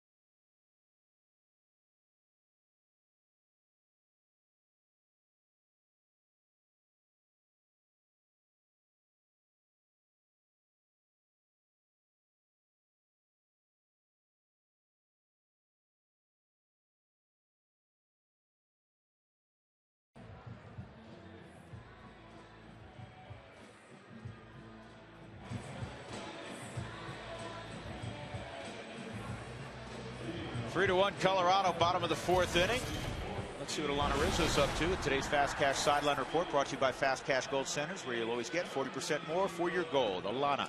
Well, Jake Peavy has had a triple crown to add to his resume. He was the last one to do it in 2007 as far as the pitching triple crown is concerned. Now, if you go back to 1969, guys, when divisional play started, he's only the 7th player to actually accomplish the feat. You can take a look at the other guys that have done it. Steve Carlton in 72. Roger Clemens did it twice, 97 and 98, followed by Pedro Martinez of Boston, Randy Johnson as a Diamondback in 02, and then Johan Santana as a Twin in 2006. And as I mentioned, Peavy in 07. Guys, pretty good group to be a member of.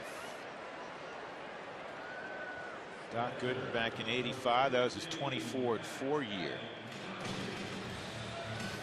Blackman rolls out on the first pitch of the inning. Matt Pagnozzi coming up.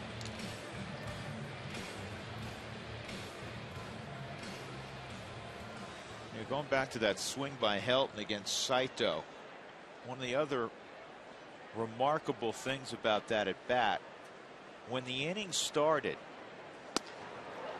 Saito had 16 straight saves. He was 5 for 5 against the Rockies that year. He had not allowed a hit to the Rockies in 6 1/3 innings. And then Matt Holliday had a line drive to right. I remember it well.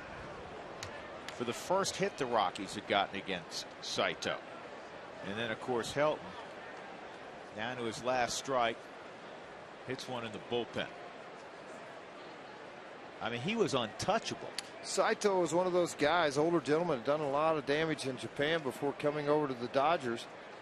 And he's with Boston now, if I'm not mistaken, coming back off injuries. That's the same pitch that Pagnozzi got called out on his first time up. 3 strikeouts for Peavy. Aaron Cook coming up.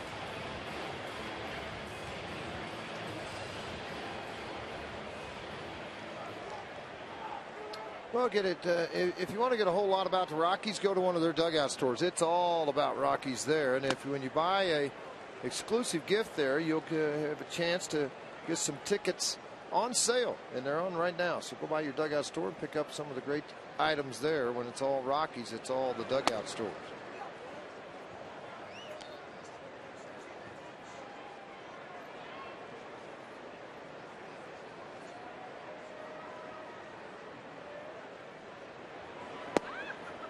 One and two.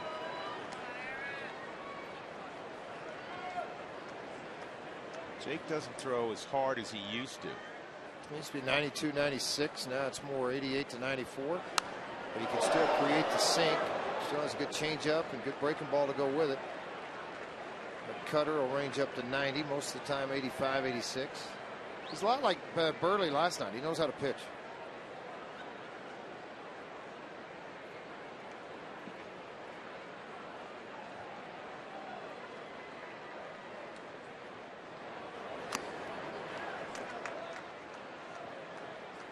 I think Aaron thought he was a strikeout victim. See, I fouled that off. I'm talking to Ramon Castro. I thought you caught that.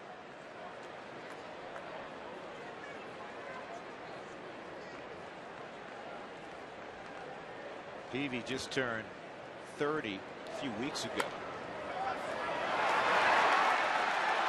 Ramirez will get cooked by a step at first base. 1, 2, 3, 4th inning for Jake Peavy. We turn the page to inning number 5 with the Rockies ahead 3-1.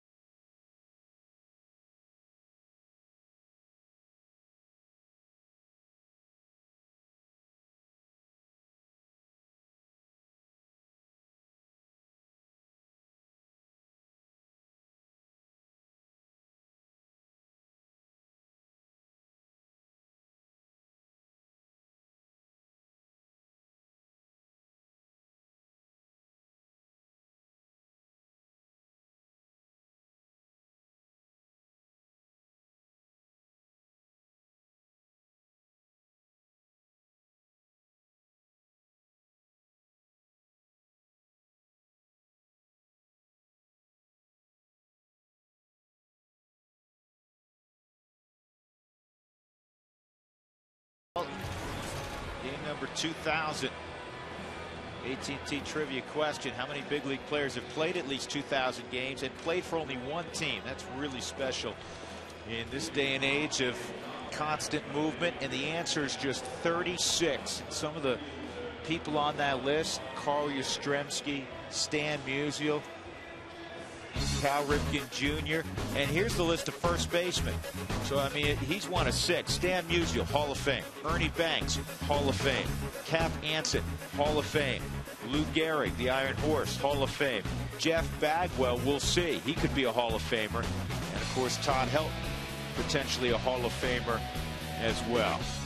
Came up, 17,200 guys have played. The numerous guys have played first base. There's 5 guys. Are you kidding me? 5. And Ernie, obviously, Ernie Banks played shortstop for half his career. Musial was an outfielder, moved to first base. Juan Pierre leaded off in the 5th inning, 0 for 2 against Aaron Cook.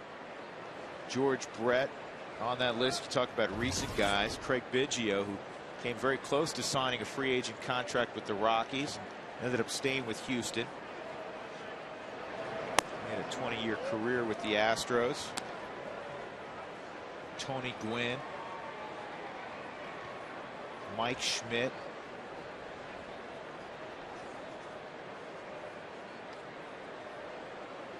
guys like Ted Williams on that list. 2-0.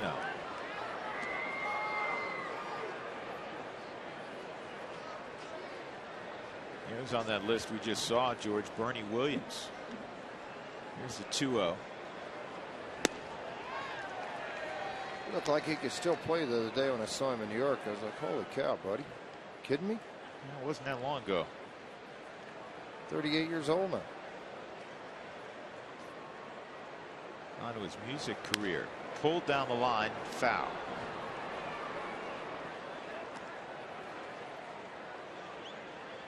I'll tell you a guy that's a heck of a player we haven't talked about yet in this series. That man right there, Harold Baines. Baines, 6-time All-Star, 22 years in the big leagues. So look at the coaching staff for Ozzie Guillen. Harold hit 384 home runs, drove in more than 1,600 in his career. He played with our Jeff Houston, and Jeff just raves about him. And another guy that is a former teammate that raves about him, Rockies catching instructor Marv Foley. Great player, great teammate, Harold Baines. Been a bench coach in the big leagues, now coaching first for Guillen. He finished, George, just under 3,000 hits in his career, 2866. And you got to remember too, he played a little bit in the outfield at the beginning, but a lot of DH. He's, you know, his name kind of gets forgotten for his accomplishments as in a DH role because of what Frank Thomas did in a DH role after Harold retired. There's Juan battling away. 2-2. Pierre named for Juan Marichal. Did you make that up? I did. These folks knew they were going to have a baseball player. Yeah, they did. He's a lot faster than Marichal, by the way. Yeah, doesn't throw as hard. And a base hit for Pierre.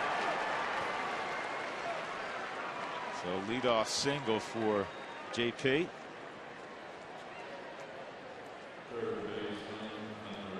Time for today's CenturyLink high-speed pitch. Peavy at 92, Cook at 91.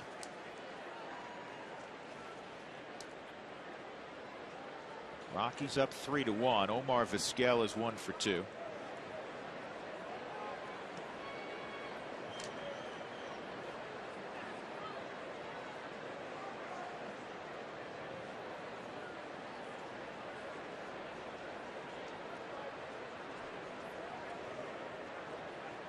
Here's a mind-boggling stat with Pierre, who has 537 stolen bases.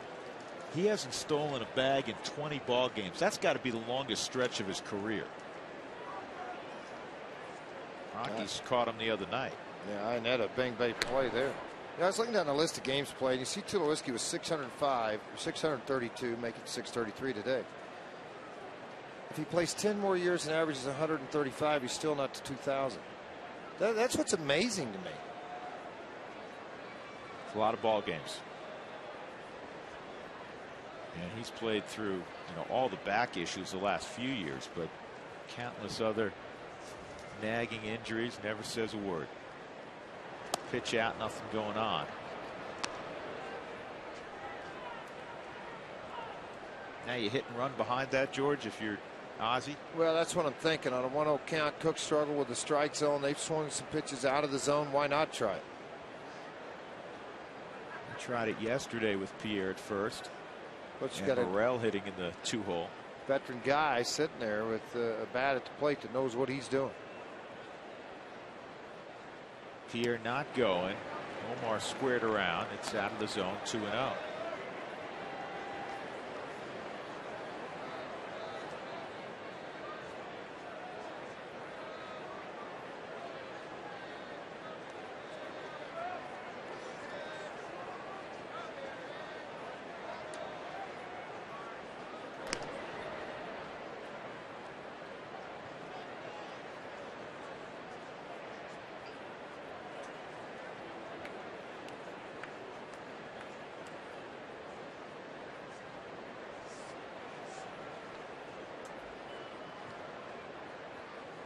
Three and 0.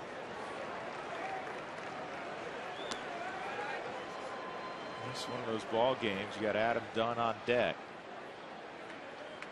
Rockies with that missed opportunity in the third inning, loaded the bases with one out, did not score. It's been unfortunately a continuing theme throughout this first half.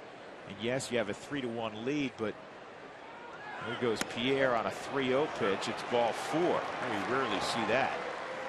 Running 3-0, doesn't matter. First and second, nobody out. But my point is, with a little bit of good fortune, George, 2 innings ago, you have a 4-1 lead, maybe a 5-1 lead. Yeah, and just couldn't come up with anything twice. He caught a break on the one deal with Smitty. You get some more points on the board and get expanded a little bit. Jim Tracy with the pitch count at 78. In trouble here with the 3-1 lead. Was making a call to the Rockies bullpen. Well, he's walked 4 guys, and that's, again, atypical of Aaron Cook when he has been in a good place. He's still trying to find his way, coming off the disabled list. Clayton Mortensen, who's been up the last 2 nights, will start to throw in the Rockies bullpen to get you out of an inning, and by a couple innings. And it's really too early in the ball game, even with the lead, to go in another direction. Windshield damage, call Safelite Auto Glass. The number 303-287-5000, online at safelite.com.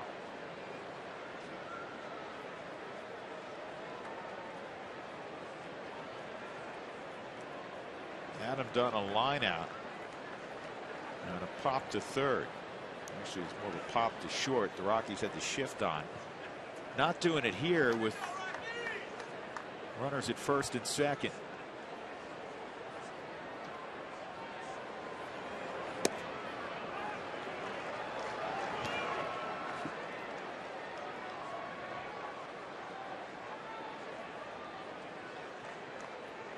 Took 9 walks and 23 innings pitched when he came into this game, so it's not something that's been foreign to Aaron Cook so far this year. On the outside corner, 1-1.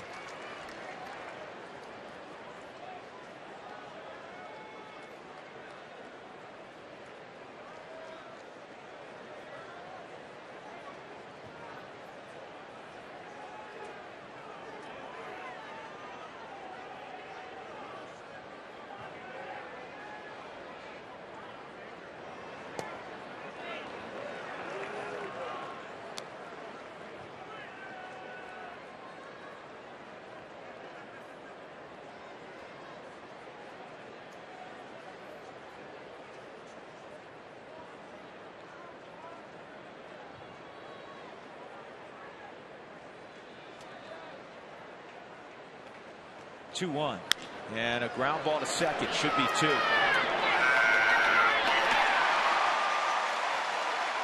Nice job by Tulowitzki as Vizquel was trying to get into him. Troy got an accurate throw off, got his spikes out of the ground. 2 outs. Now, this is where arm strength comes into play more than any other time. When you have a shortstop or a speedster coming right at you and you're waiting on the feet. Once you catch the ball, then it allows him to get in on you even quicker, and Vizquel did just that, but Tulowitzki jumped in the air over him and in the same motion made a strong underhand throw to Todd Helton.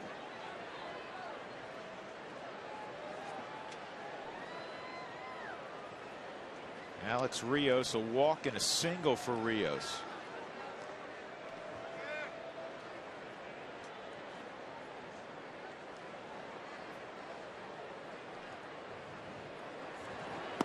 Curveball for a strike. Rios, former first-round pick back in 1999 by Toronto. They look for power from him, and he does have pop in his bat, 6 home runs, but he's really struggled this year with 2 outs and runners in scoring position. 2 for 25 and 080 average. To short. Nice job by Aaron Cook. The first 2 reached, and then he got the double play ball off the bat of Adam Dunn. Took care of Rios. Middle of 5, 3-1.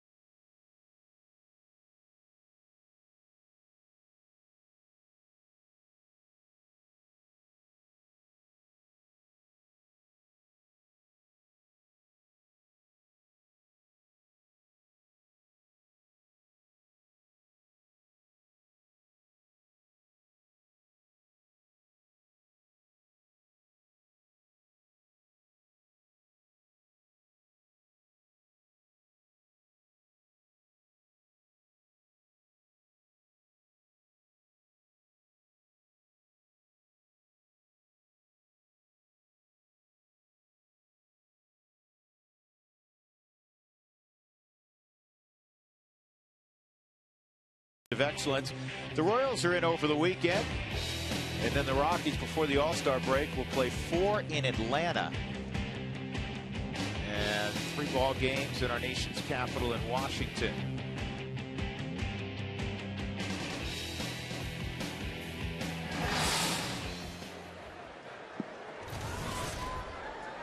Here's Cargo for the 3rd time. Ball 1. He's popped the 3rd twice in the ball game against Jake Peavy. Soft stuff early, and then hard stuff away late in the at bat so far. There's that sinker down and away.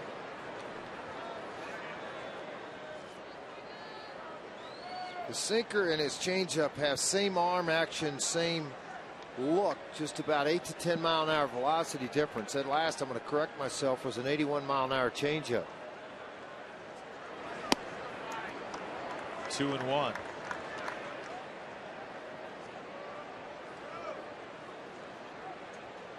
Gonzalez since May 16th, a month and a half now, has hit .340. 8 home runs, 25 driven in. Here's the 2-1, and it's 3-1 on Carlos.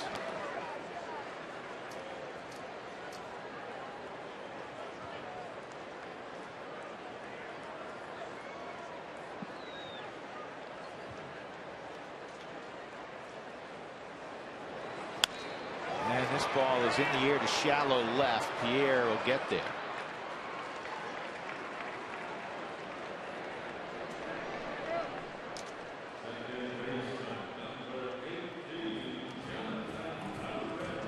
Well, Johnny Herrera's had a good ball game. A couple of singles so far. His first multi-hit ball game since May the 19th. Today his 47th start at second base.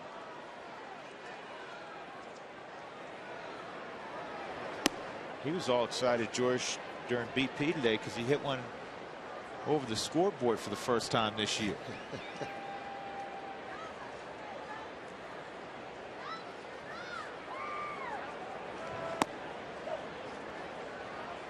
Got to throw his bat down, talk a little trash. They give him such a hard time because even in batting practice, Johnny he doesn't hit him out. He has more home runs in the games that count. That's where you want him anyhow. He's got 2. 2-1. Both hits, line drives up the middle for Herrera this afternoon. Rocky 6-5 so far against the American League, trying to take 2 of 3 from the White Sox. White Sox, one of 2 American League teams ever to come in to Coors Field and sweep the Rockies. They did it back in 2005, 4-1 all time here. On the corner.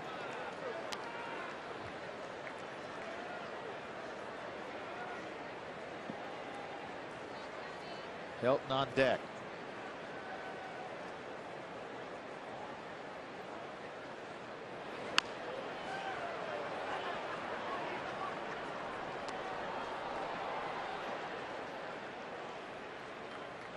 Johnny, with the 2 hits today, has raised his average over 200 at home. He's hitting a very respectable 275 out on the road. Usually those kind of numbers are flip-flopped. This one has a chance. Cut off by Ramirez. He's going to get the out. This replay brought to you by the Colorado Lottery. Become a millionaire. Buy your bonus millionaire raffle tickets before the July 1st drawing, which is tomorrow. This is Todd Helton's day so far. A line single to right against Jake Peavy, and next time up he got a base hit in a 3.5 hole. So he's 2 for 2 against Peavy. He scored a run. With the 2 hits, Helton's average at 312.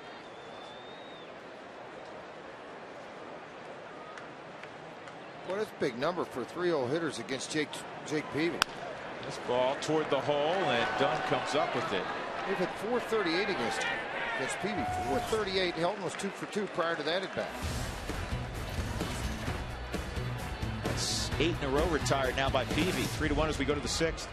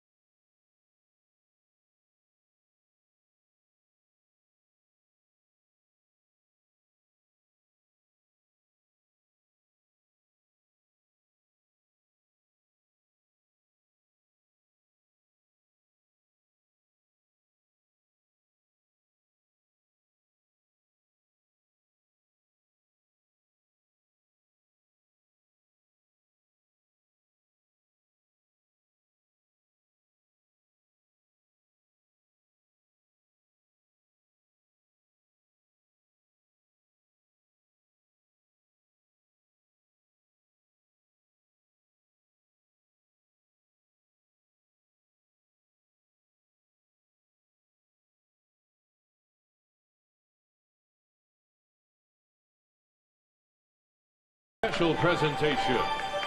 Today marks Todd Helton's 2000th game as a Colorado Rocky. Helton is now the 54th player in Major And now the crowd, and a great Thursday afternoon crowd, gets to acknowledge Helton's 2000th ball game. And Juan Pierre also participating in the applause. Todd tip of the fedora a couple of times. Now he's getting ready to play defense. Mark Teahen will lead it off in the 6th inning. I asked Todd before the ball game of the many milestones he's now achieved, which one has the most meaning to him.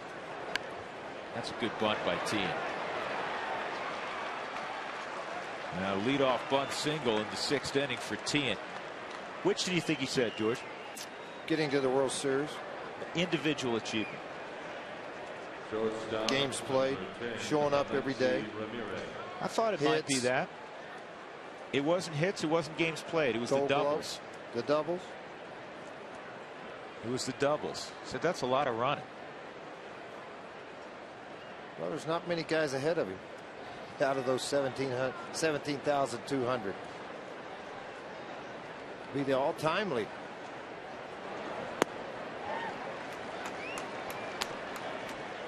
Todd with 541 career doubles. One reason I brought up World Series because he's not an individual guy. I mean, I understand, you know, Todd's answer to Drew, and the doubles were the one thing, but it's all about team and all about winning when it comes to Todd Helton. Yep, no question about that. This ball to third, chance to turn 2, good feed. Good feed there by the second baseman Johnny Herrera. Ty Wigginton really done a terrific job both ways the last month and a half. Man, everybody wanted to run him out of town after he made a couple of those errors in a series, and since then has not made one. All he's done is make plays, hit home runs, and drive in runs. Really settling in, able to handle Teahen coming in rather quickly, able to jump and get out of the way of that slide by Teahen and to complete the double play ball. And now Ramon Castro with 2 outs. Slider misses. My favorite Todd moment, somebody got to meet him at spring training when they were 10 years old. Been his hero ever since.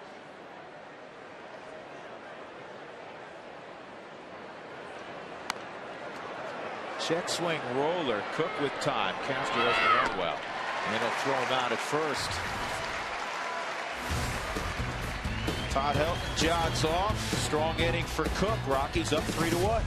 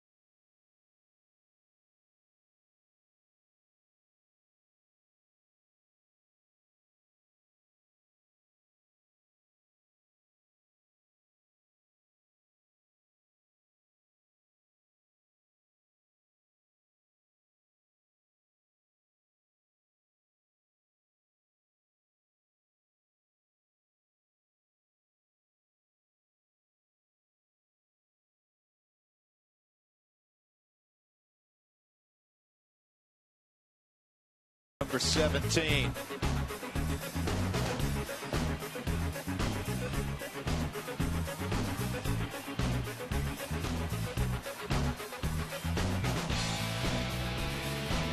There's a nice drawing of that great image of Todd after the Rockies produced the 27th out. on their way to the World Series. That's brought to you by Frost Brewed Coors Light, the world's most refreshing beer. See if the Rockies can add on. They got a 3-run home run from Tulowitzki back in the first, and not much since against Jake Peavy. Tulowitzki, Smith, and Wigginton.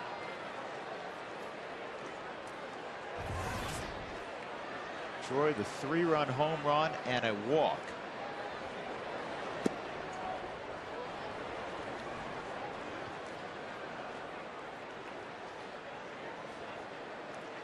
Game number 81 today.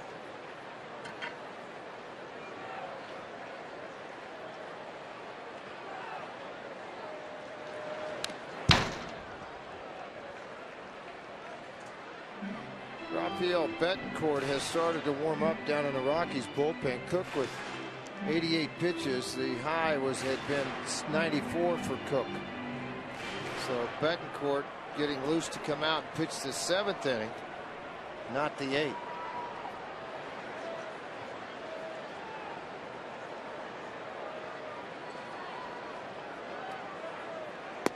Jim Tracy understands bullpens run in spurts where they have just a bad run, but then that run turns at some point. With Betancourt having 10 bad runs in a row here, he's trying to get that straightened out and get him in a ball game where it's on a plus side. Rockies lead 3-1. 1-2, that misses. 2-2. Tell you a number that's going to change in the second half. I can promise you. Troy right now is 6th on the club in slugging percentage.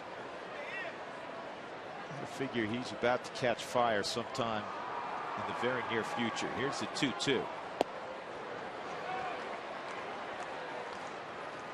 Giambi, obviously a part-timer, leading the club at 649. Seth Smith, Ty Wigginton second and third, and then Cargo and Helton, and then Troy.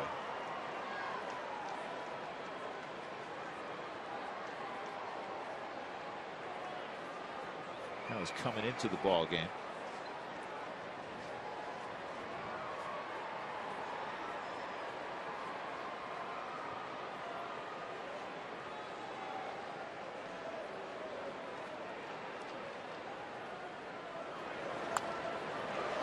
We got jammed, and Peavy saying, you know what, I'm going to catch it. Look out, Adam Dunn just took his head off. That's not a guy you want running into you.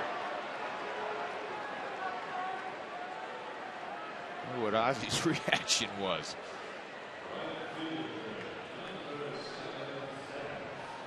Everybody's okay. 1 out. Smith coming up. We check in with Alana Rizzo. Drew, last year Todd Helton finished the season with a .256 average, well below his standards. In fact, it's only the 3rd time in his entire career he's finished the season below 300. He's had a resurgence, though, in 2011, currently hitting .311. He joins 4 other players in all of baseball that have hit 300 in every month of this season, talking about April, May, and June. 4 National Leaguers, Jamie Carroll, Todd Helton, Jose Reyes, and our own Seth Smith. The only American leaguer to do it is Adrian Gonzalez of the Red Sox. And you guys were talking about how much of a team player Todd Helton is. Earlier today, he said, you know what, I would much rather be hitting .240 with 2 home runs on the season if it meant we could go to the World Series and win it, guys. That's where he's one of the traits of Helton. He's going to test the arm. Seth Smith, he's got himself a leg double. Martinez throw not in time. Smith's running hard out of the box, saying, I'm going to play this thing into a double unless this guy hustles. I think Tia just a lot of times outfielders a little casual getting to the baseball. Tia didn't really do anything wrong, but just Smith never broke stride. Well, what happened here is much like what happened the other day with the fly ball to center field, the bloop that Tulowitzki scored on. He assumed the fact he was stopping at third. Tian assumed the fact that Smith would stop at first. He didn't, and he beat the throw into second base. A strong throw. That's 21 doubles now for Seth Smith, a new career high. 1 out in scoring position for Ty Wigginton, who lined to center his last time up. Well, Seth Smith safe at second, safe and secure, New York Life.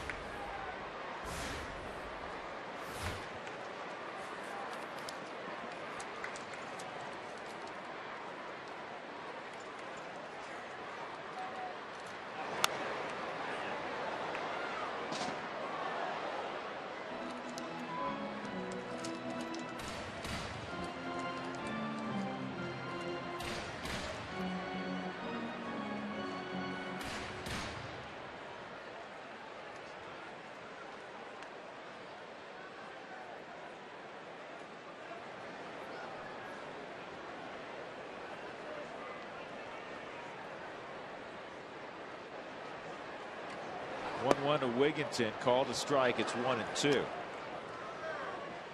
Wigginton with 14 ribbies over his last 14 ball games.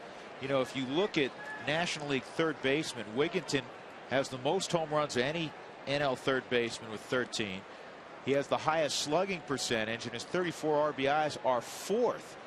And remember, early on, George, it was more of a platoon.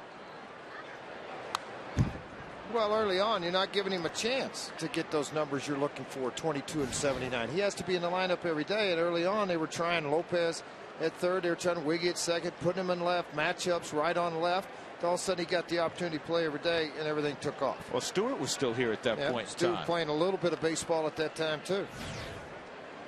And handled it very professionally. I mean, they looked at him at the time, a guy that could play second, third, left, right, occasional first, and nice play.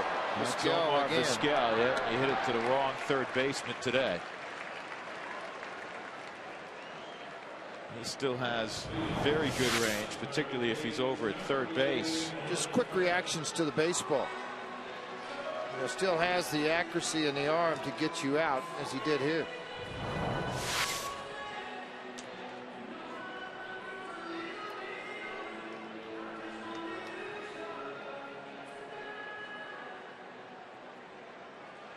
Charlie Blackmon, and they're going to put him on and face Pagnozzi and go right on right. They struck out Pagnozzi twice. I want to show you an unbelievable stat.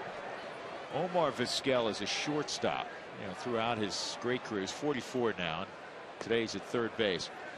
He had a season in Cleveland. He made 3 errors. He had a season with the Giants. He made 4. This is playing every day. He had another 5-error season. 3 7-error season. This is playing shortstop, George, every single day. Are you kidding me? Well, that's why it's so impressive what Tulowitzki did a year ago. Same type of thing, but he got the double digits when he won a Gold Glove. And to see Vizquel do this, amazing. The softest hands ever to play shortstop.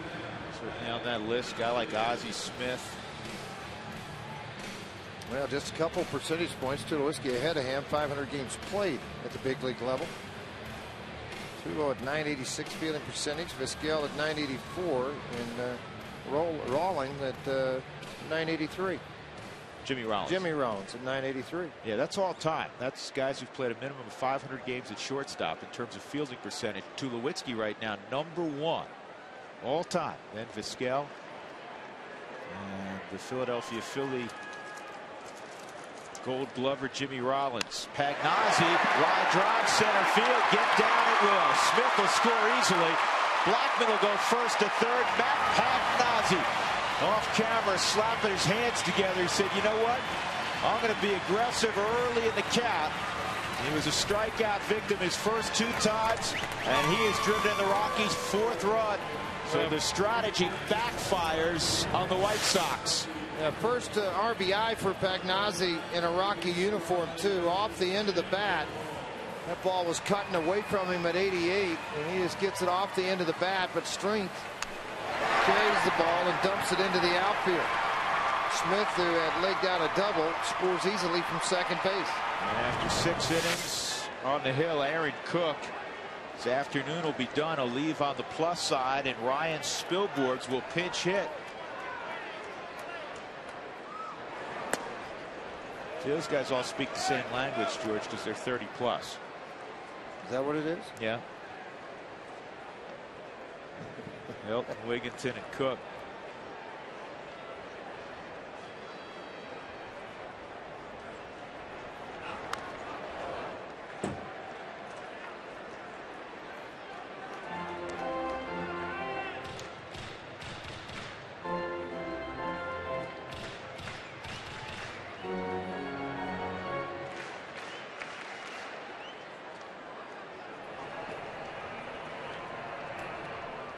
Probably be the last inning, I'm sure, for Peavy. He's due up second next inning. Rockies 4 runs, 7 hits. Aaron Cook allowed a run on 5 hits. He dealt with some control issues, but 6 innings, 1 run. He'll take that every time out. Fouled off.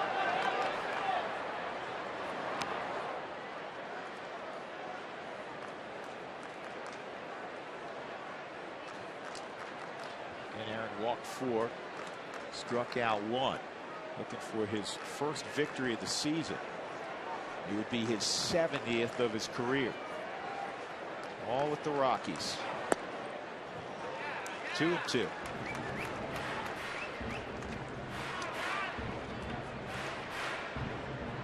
Spilborg's 5 for 23 as a pinch hitter. He has the only pinch hit home run this year for Colorado.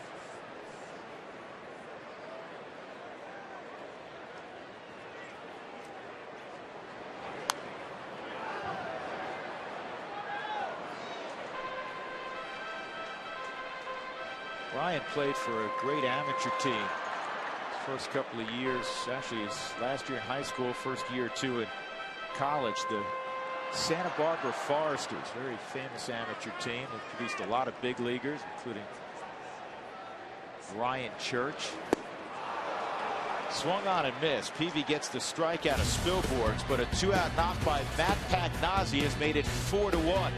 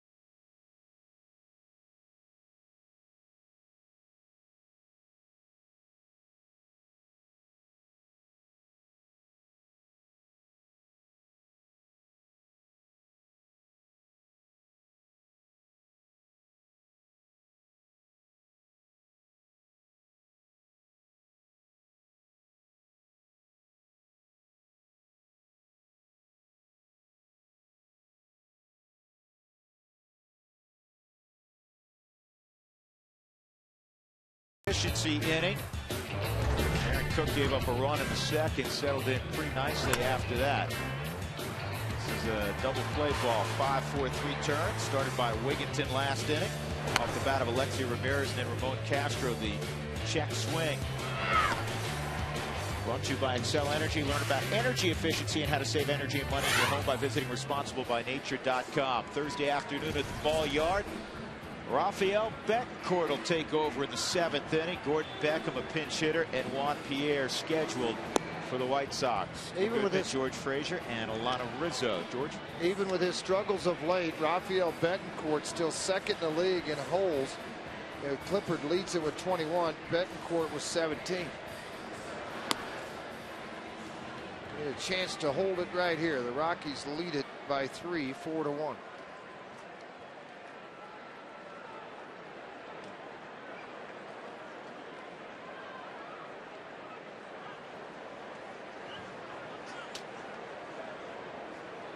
Gordon Beckham was quite an athlete growing up in Georgia. He went to Athens, University of Georgia, big star there. He's a great student also for the Bulldogs.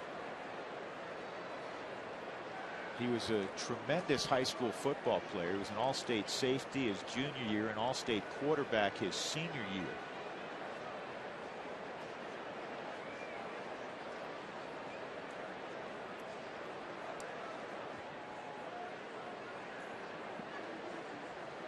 High first-round pick, 8th pick in the draft a few years ago out of Georgia. So he'll lead off against Rafael Betancourt.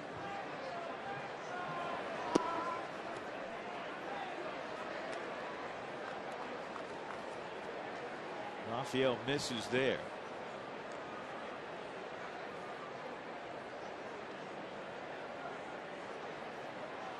This is his 46th career appearance against the White Sox. Obviously, all those years in Cleveland, they played in the same division. High fly ball to deep right center field. Beckham has hit it out. And now it's a 4-2 ball game. Beckham's 7th for the year.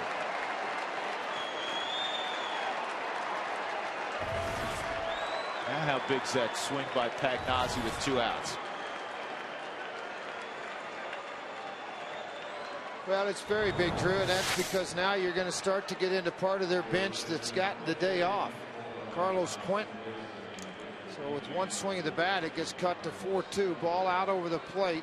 Allow Beckham to extend his arms, and he has some pop, and he showed it here in that right center field home run.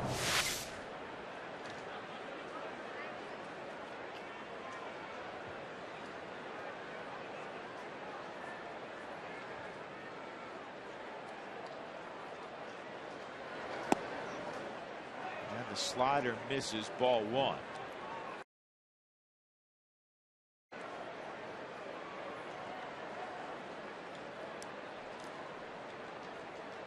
Been a location issue, the problems of late for Betancourt? Well, I think fastball away and you start to stay out there. If your velocity backs off and you never come in, you're going to have a tendency to get hit. See, that ball's pretty nasty pitch. Outside corner down. It's a perfect location. Help him make the play. And a spike to the game, Drew. That's right, on Sunday in park for free in the secure lot 21st of Blake. For your chance to win a whole bunch of prizes. You can bring in a bicycle and I'll ride it. That's a rickshaw. That's not a bike. By the way, I'm ratting that guy out. He's in a rickshaw, which is a bike. He's just hauling somebody with it. He's going to run over Tulowitzki. Careful.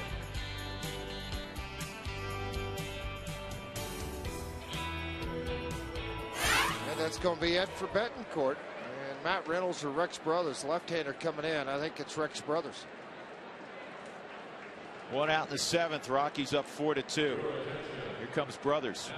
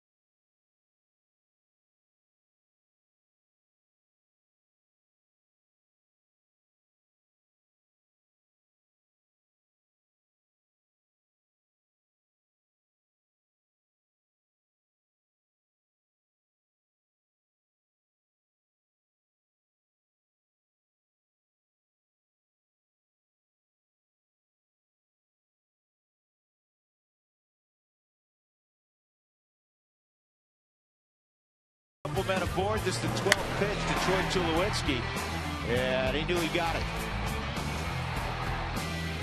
440 feet to dead center field, 3-run home run. And then last time up, the Rockies got a 2-out run. Matt Pagnozzi dropped one into shallow center field, scoring Seth Smith, who had doubled with 1 out. First RBI for Matt Pagnozzi. And today we're celebrating Todd Helton's 2000th ball game with the Rockies. All of a sudden, some cloud cover overhead. Helton's put the glasses on top of the hat. Juan Pierre's up, facing Rex Brothers. Brothers got his first major league victory in his last outing.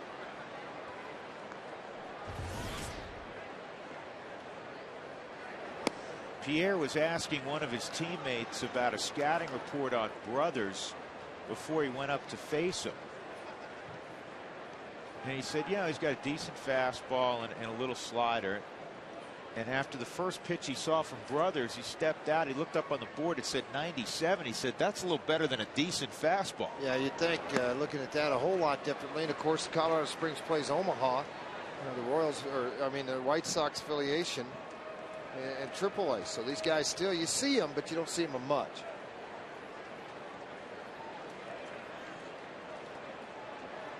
One ball, one strike.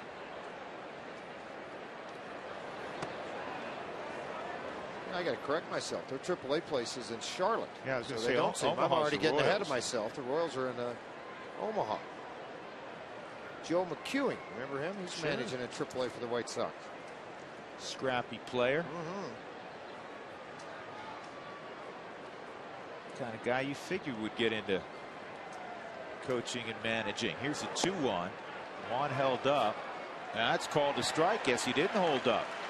Dana DeMuth said he went. Juan said, okay, 2-2. He did.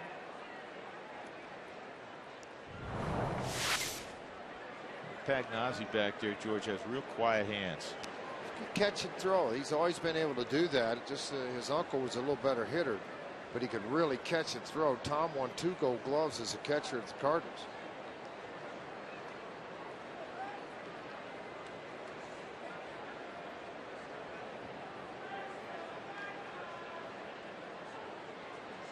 Here's the 2-2. And this is blooped to left field. Juan Pierre stayed on that slider.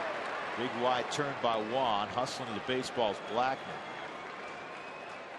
So a 1-out single in a 4-2 ball game. Get your CSU football season tickets and reserve your seat to ball games like Air Force, Wyoming, and Boise State. They'll all be at Hughes Stadium at Sunny Lubick Field this year, and sideline season tickets will include the Cinch Jeans Rocky Mountain Showdown, CSU and CU. Call 1-800-491-RAMS or visit csurams.com.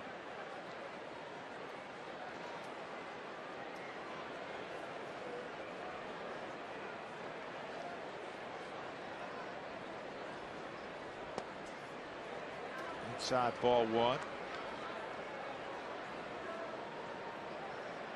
The sophomore season for Pete Thomas, the young quarterback for Steve Fairchild.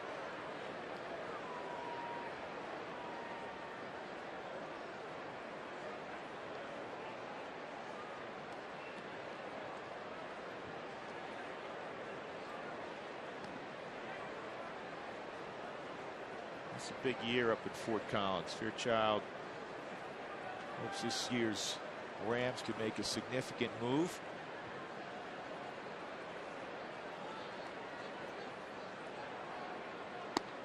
That's in there at 94, 1-1.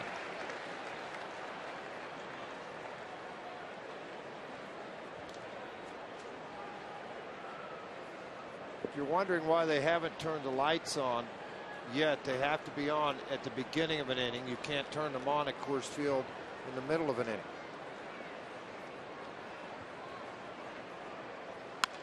Ground ball, foul, fortunately.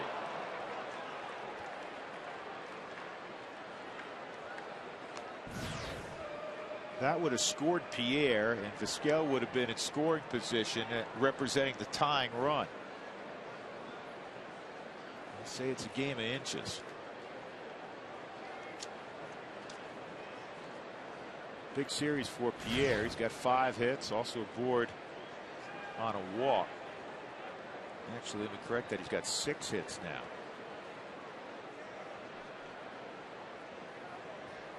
One, 2. And this scoots through. And now Pierre is at second base. That'll be a wild pitch. Hard slider, his wipeout pitch to right-handers to get the out. See where this ball hits. Well out in front of home plate. Pagnozzi tries to block this to ward off the bare skin. He's got to get help from Kerwin Danley on that. You know, he moved to the inside, the ball the outside. Kerwin's got to block that, doesn't he, George? He ran away from it.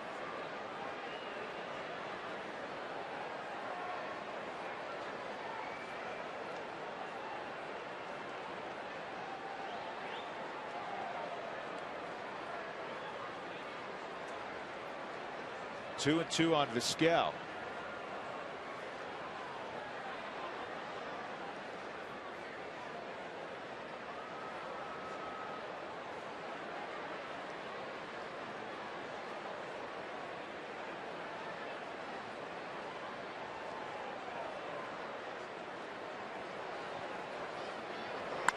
Ground ball is short. Tulowitzki comes up with it. Pierre dives back to second. He thought about it. When the ball was hit, Pierre started to take off, and then Tulowitzki got to the baseball, so he had to turn around and head back to the bag at second. Look here, so he started to go and then slammed the brakes on. Herrera wouldn't get to the bag on time. Risky play anyway. Get the out.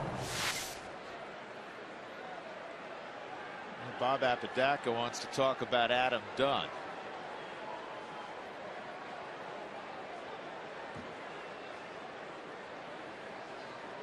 Dunn, the former University of Texas quarterback recruit.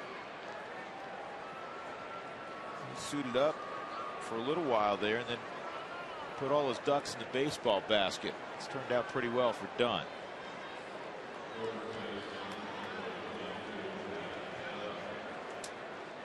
You know, as big as Dunn is, he's 6'6" and 285. A few raindrops in the area. You know, one year, George, he stole 19 bases back in '02 with the Reds. Yeah, I remember when he had a little bit of speed for a big man playing every day in right field and then left field. And even a few years ago, he was 9 of 11, 2007. That's inside. Well, they hadn't done much. You talked about all the strikeouts. He hadn't done a whole lot either with men in scoring position. 2 for 20 on the season.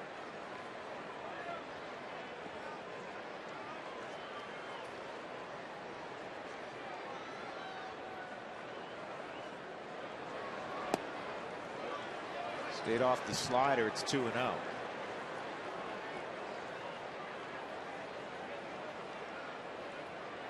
One hit this year.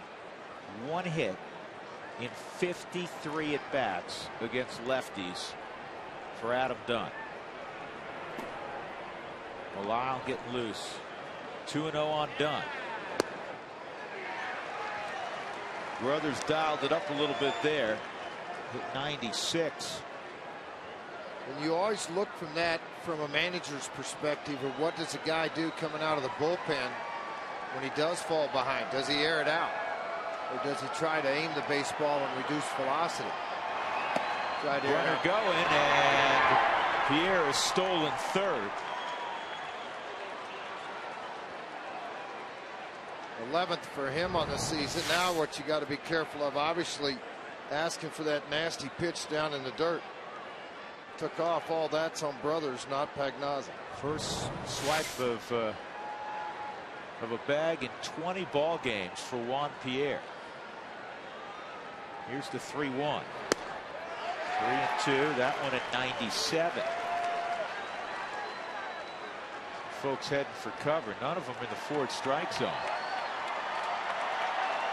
But it's a 3-2 count.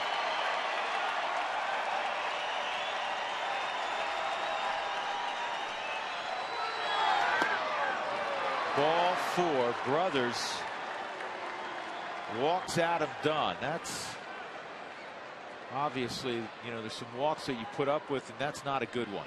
Not left on left. Not a guy who's 1 for 53. They'll take Dunn out.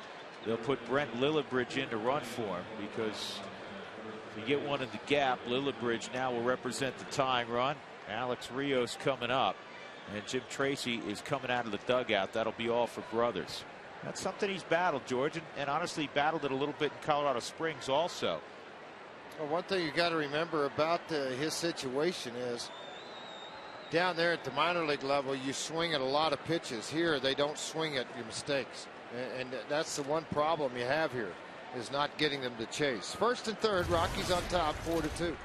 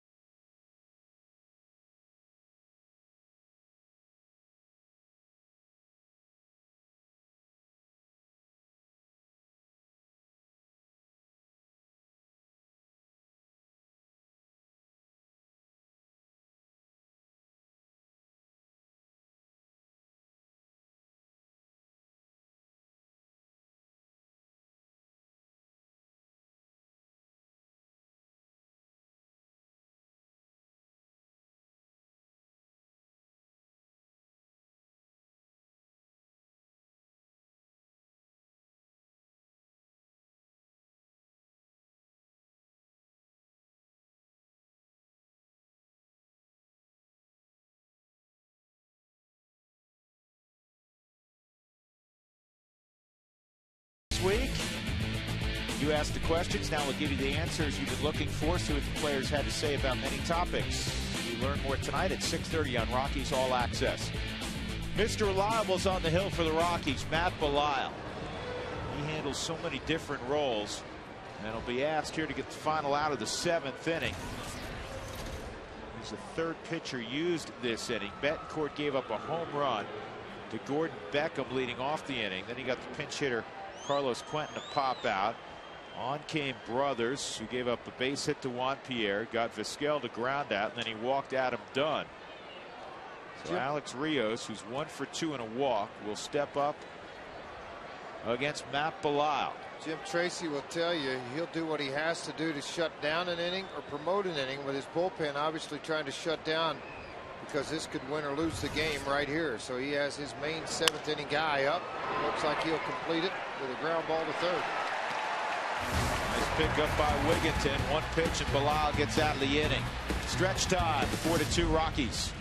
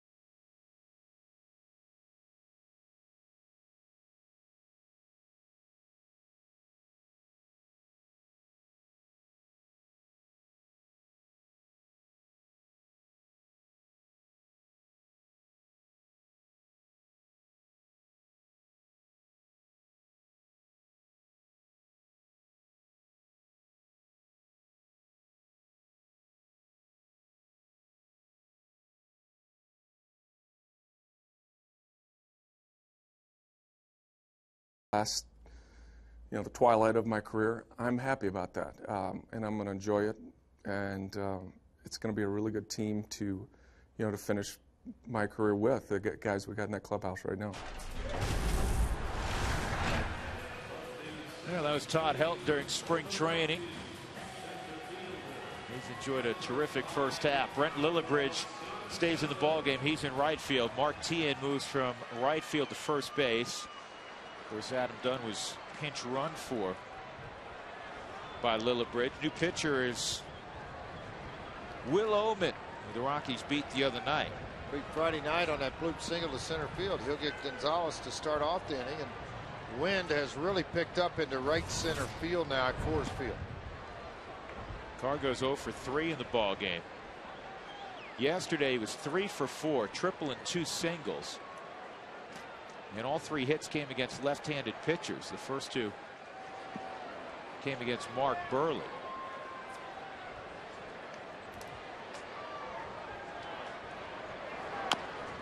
This is a big chopper, and they're not going to get Cargo. Ullman was already past the bag when Teahen tried to feed him the baseball. Bad feed by Teahen.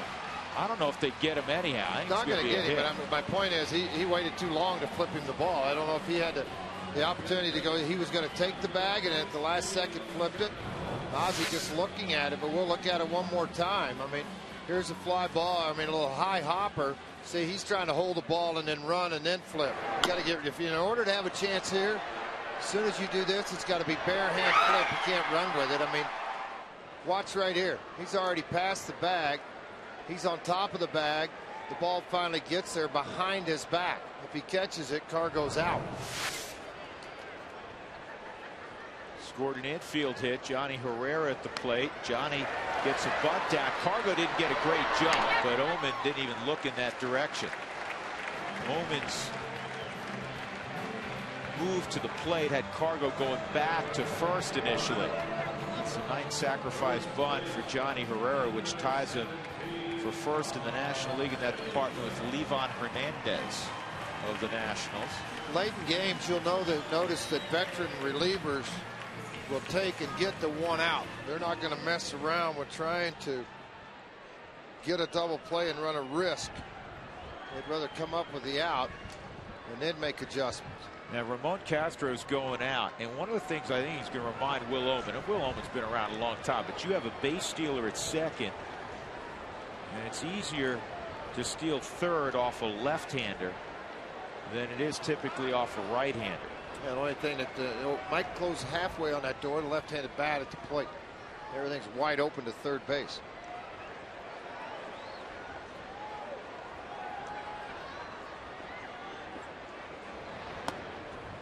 Outside, ball one on Todd Helton.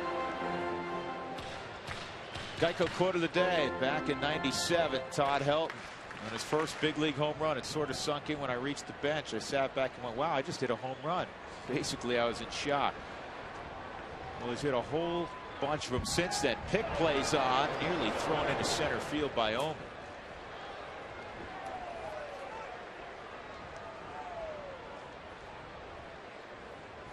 Helton with 341 home runs since that initial blast in Pittsburgh at Three Rivers Stadium.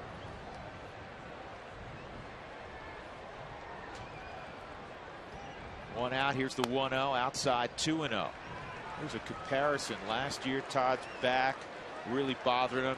Listen, folks, it still bothers him now.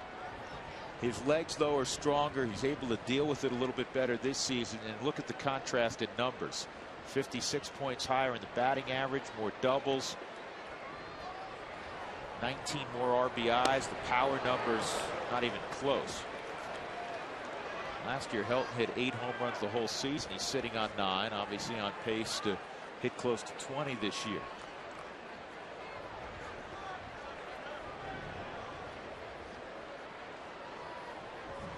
Todd's looking for RBI number 1274 in his career. 2-1. Outside, it's 3-1 with Troy Tulowitzki on deck.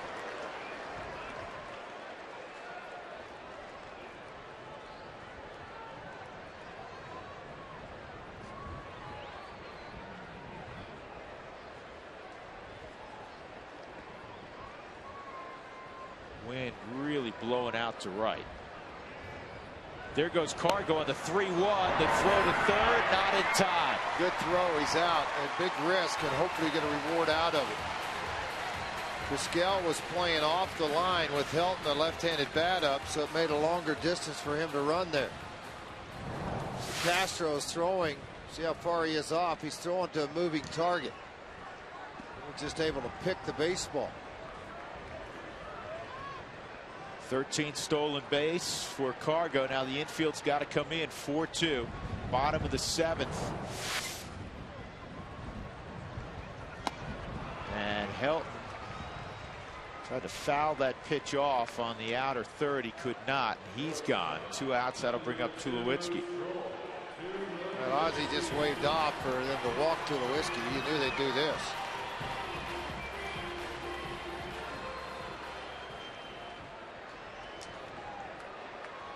The left-hander Santiago's warming up for them, but did not have a right-hander going in their bullpen, and with first base open, if they're able to get help, they knew they'd do this to go left on left against Seth Smith.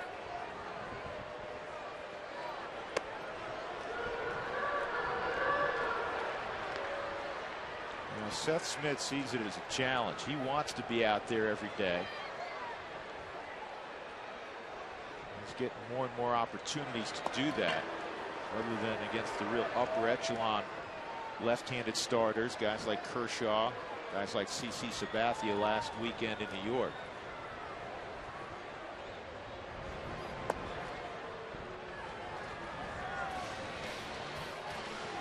So Smith will stride to the plate. Runners at first and third to face Will Oman.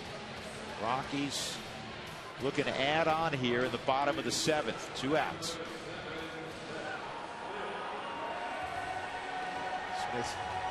Smith's hit .222 this year against lefties, .326 against righties. But his at-bats, George, left on left this year don't resemble anything we saw last year. He's been far better. Oh, absolutely has been, because he hadn't tried to get pull happy and worry about getting tricked on the slider. Taking the ball to the opposite field against left-handers. Smith doubled his last time up. 1 for 3. Here we go.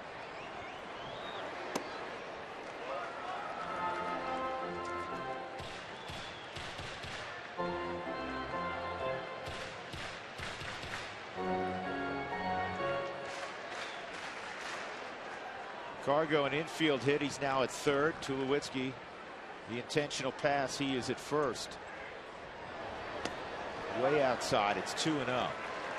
Will Oman, originally from Parker, went to Ponderosa High School. Now makes his home in Arizona.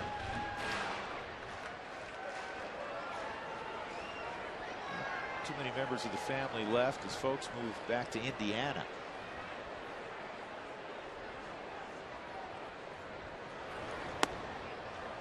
Three and nothing on Smith.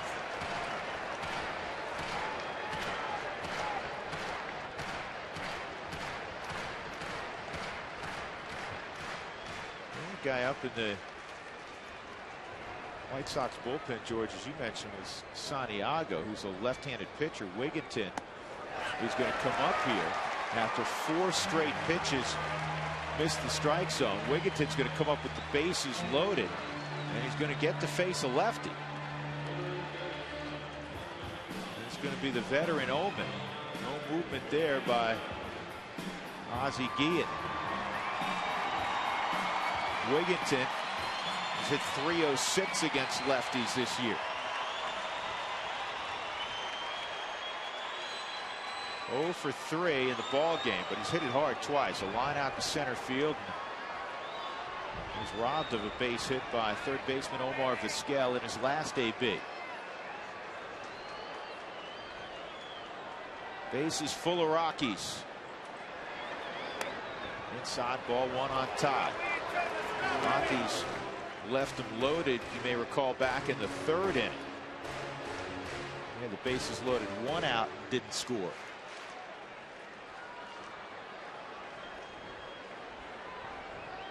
Nothing's been easy so far in 2011. A hit here would make this one far more comfortable.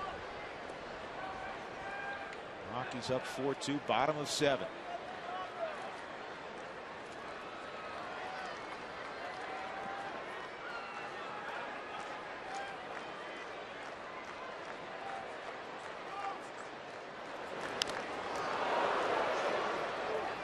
Wigginton trying to turn and burn a little bit. 1 ball, 1 strike on that slider.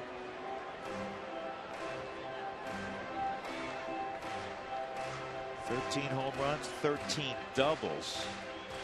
Wigginton, as you see, owns 1 career grand slam.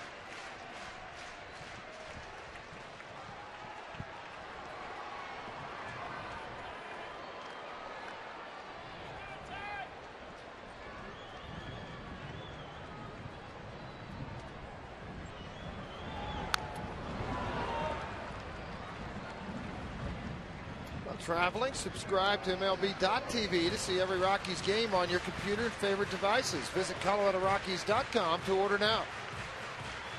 I'm just watching the wind in this ballpark swirl. If the ball gets high enough in the air, it's not going to be any fun for any outfielder. It's not going to be an automatic out right now.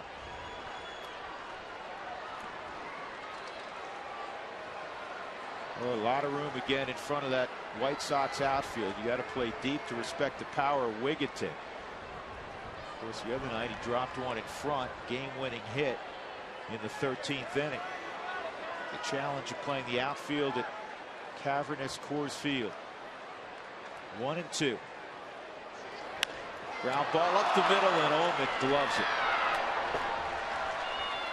So the Rockies leave him loaded for the 2nd time in the game. They'll take a 4-2 lead to the 8th.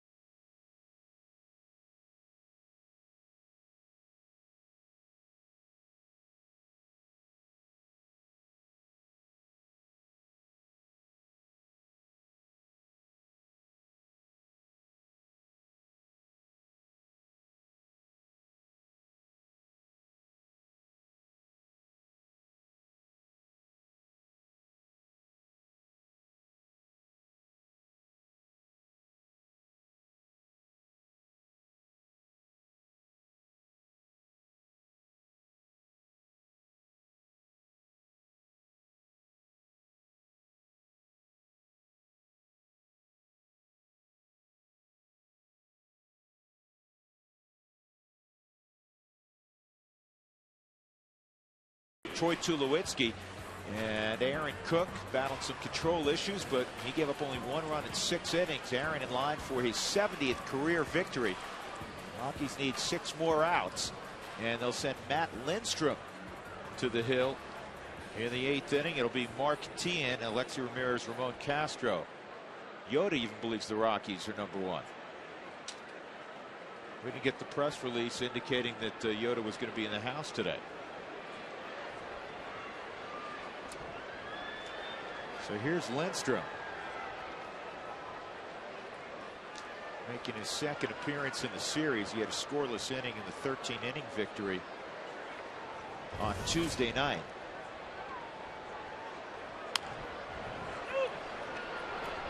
Oh, he's going to glove it, and a little shovel to Matt Lindstrom, 1 out. So Teahan retired.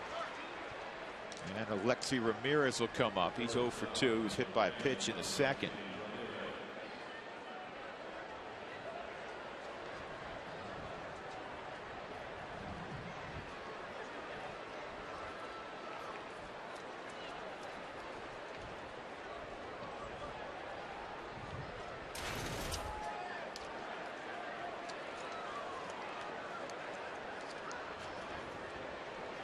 Ramirez hit a home run on Tuesday. And he jumped back, but that pitch was in there, according to Kerwin Danley, at 98 miles an hour. I jumped back too at 98. Yeah, well, it gets your attention. I can tell you that, particularly after you've been plucked in the elbow once already with a hard sinker today. Oh, wow. That's not right. Yeah, that's that part of that hard slider that you remembered when he came over from Florida and he utilized it in Houston. When it's on, it is as nasty as any in the game because of the velocity and the sharpness of that break. Buckling the knees for a strike. Deep in the hole, Tulowitzki and Wigginton. And Wigginton had to go off of his glove, trying to range as far as he could. I'm sure that'll be a hit. Pitch may be a little too good, George. 0-2. Hard slider, you just buckled knees. It got to the inner half, backed up, and it hit right off of the glove. So it is a base hit. AJ Pierzynski is going to pinch hit here for Ramon Castro.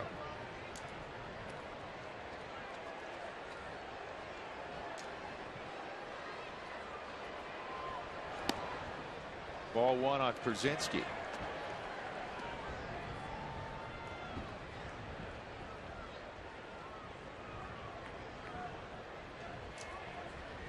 He'll obviously stay in the game and catch in the bottom of the 8th inning.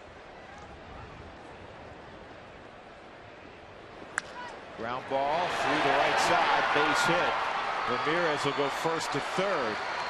The tying run is on. Gordon Beckham, who homered in his last at bat, is coming up.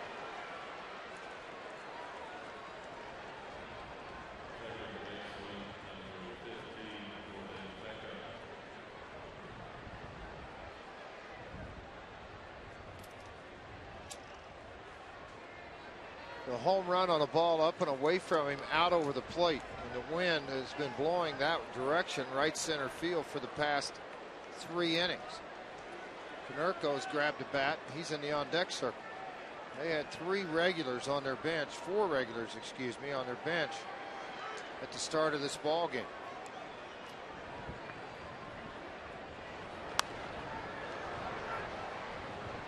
Got a pitch out over the plate last time up against Rafael Betancourt, and he drove it out to right center field.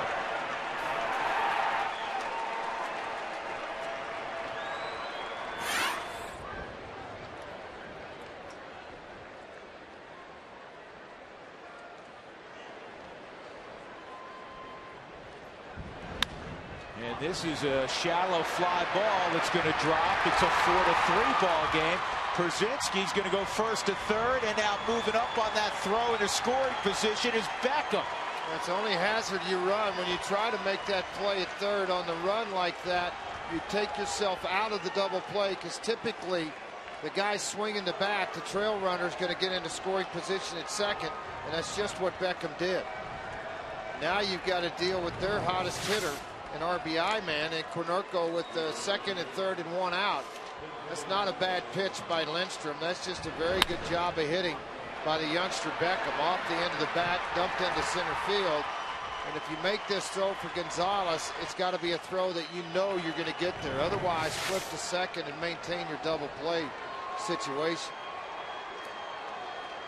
Especially with that being the go-ahead run.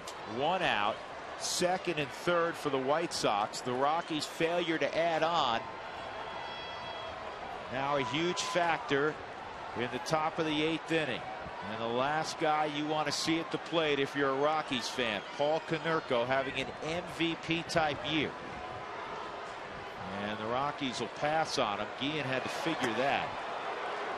But then you have a tough guy to double in Juan Pierre coming up next. Those are tough decisions managers have to make. You know what? Let me tell you something. I don't think he thought they'd pass.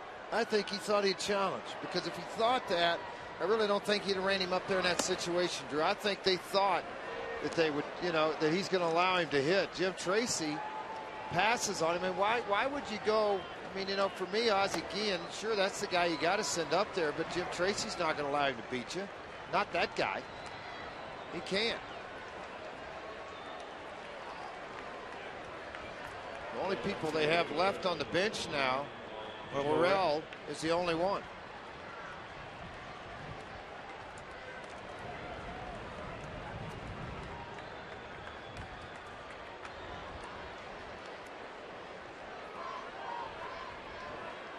That's a chess game between the two managers. And I'm sure Guillen, both managers thought about it. Guillen thinking, all right, I'll take my shot with Juan Pierre, who has 6 hits and is a tough man to double. 1 out, bases loaded. 4-3 Colorado. And Pierre hits a fly ball that'll get the run home.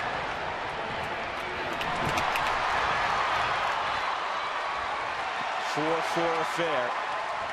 Juan Pierre, normally very patient, but he was looking for a pitch up. He got it.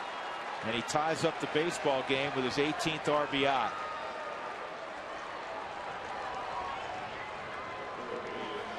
That's where the Rockies have failed, George. Getting that run home from third with less than 2 outs. Now they've hit 266 as a team this year, with bases loaded in less than 2 outs. That's amazing. Colorado now 1 for 7 with their, White Sox 1 for 7 with runners in scoring position. The Rockies are 2 for 8. The White Sox hitting just 181 runners in scoring position the last 16 ball games. Not pretty today, but they've tied it up at 4. Every ball game in this series, 2-2 late yesterday, 2-2 till the Rockies got the game winner in the bottom of the 13th on Tuesday. Omar Vizquel at the plate with a 1-0 count. Beckham runs well. He's at second base. Athletic guy.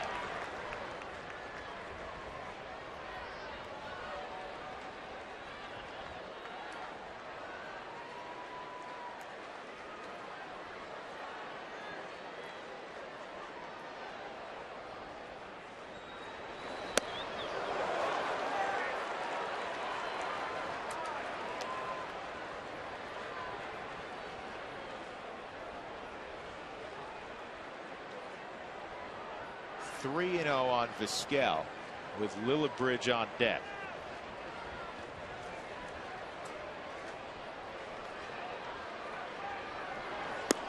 You know, the inning started out in good shape for Lindstrom. He got T in on 1 pitch, the ground to the right side. He was 0-2 on Ramirez. And Ramirez rolled one between short and third. Wiggins did try to get to it. It just went off his glove, an infield hit. Ground ball foul.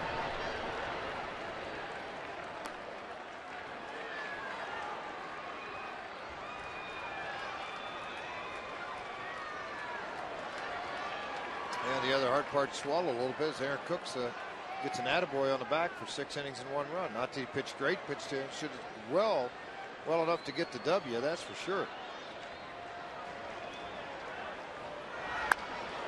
On the line on one hop to Helton. He's going to need help. And just getting there in front of the scale was Lindstrom. 2 runs in the inning for the White Sox. They've tied it up at 4 as we go to the bottom of the 8th inning.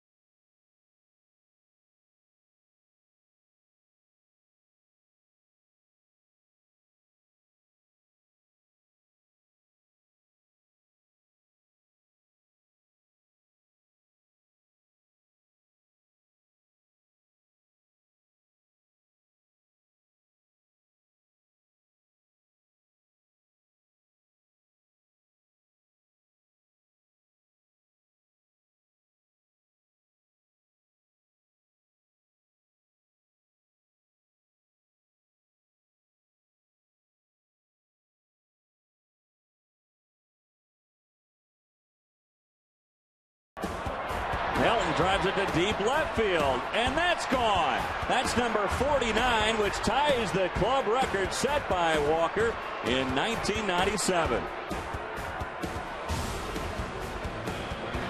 49 bombs for Todd Helton.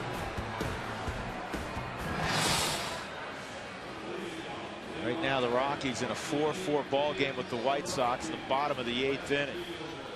And there's a bunch of changes for the White Sox. Mark Tien's trying to play every position in one ball game today. He started in right, moved to first. Now he's at third. Konerko stays in. He's at first. Przinsky pinch hit for Ramon Castro. He stays in behind the plate. And Chris Sale, he had that 99-mile-an-hour fastball and wicked slider. He's in the ball game to pitch. Charlie Blackmon will lead off in the bottom of the 8th. And again, it's been a story we've had to tell too many times this year, George. Either missed opportunities in a tie ball game or down a run, or in today's situation, missed opportunities to get greater separation. Just not taking advantage. Score 3 early in the game. You don't put another one on to the 6th. And there was plenty of chances in between. The 3rd inning, bases loaded, didn't do anything. In the 6th inning, when you got a run, you still had an opportunity 1st and 3rd, didn't do anything. So now you get to that tough side of their bullpen. Sale's a hard-throwing left-hander. You know, example of that yesterday, George. Carlos Gonzalez had a 1-out triple. He had 3 hits in the game. 1-out triple and 2 leadoff singles, and he never scored a run.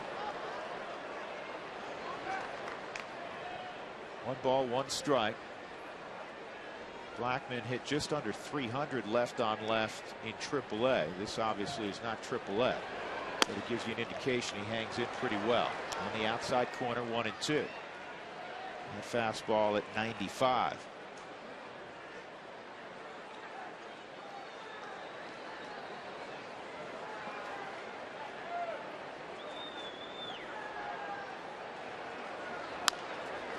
And that's off the glove. Blackmon will reach.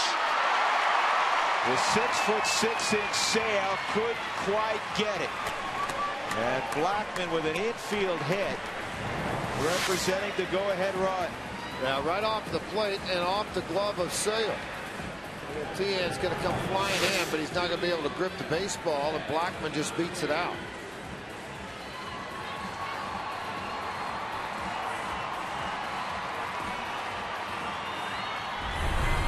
Now bring up Matt Pagnozzi. This replay brought to you by the Colorado Lottery.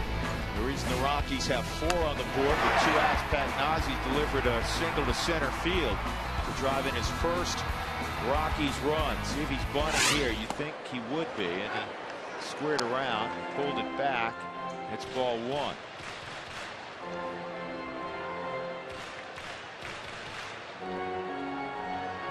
Matt grew up north of Phoenix, more in the mountain area, and then moved down to the city his 9th grade year. Started playing a ton of baseball. He used to play basketball and football as well.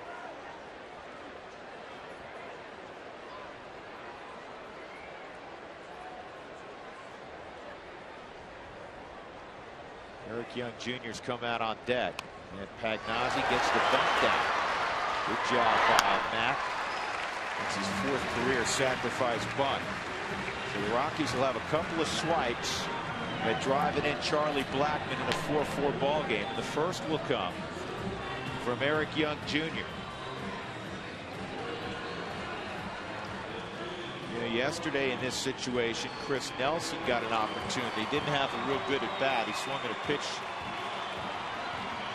a changeup nearly in the dirt, hit it back to the pitcher. So Eric Young Jr. now is going to get a chance.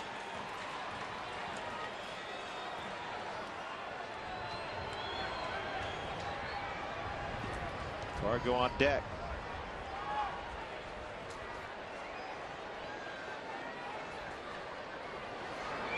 EY hits it on the ground to short.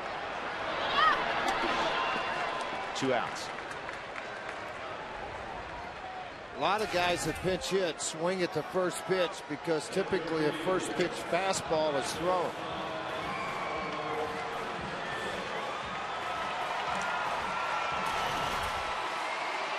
The Cargo will face Sale.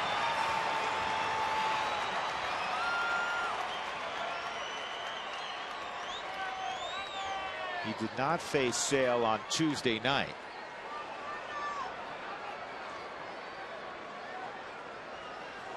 Two outs and runners in scoring position, 476. Pretty good number. You think? If you're paying attention. He started with a hard slide. Velocity down, but break up. In other words, he backed off of it to 81. It's been up to 87 from Sale, but when you reduce the velocity and choke the ball in a little deeper in your hands, you get a bigger break on it. That's what he did to Cargo. Here's the 0-1. Got another slider. It's 0-2. Very similar to the first one, that 82-mile-an-hour slider. Big lanky body, low 3/4 arm action. Not anywhere near the ball.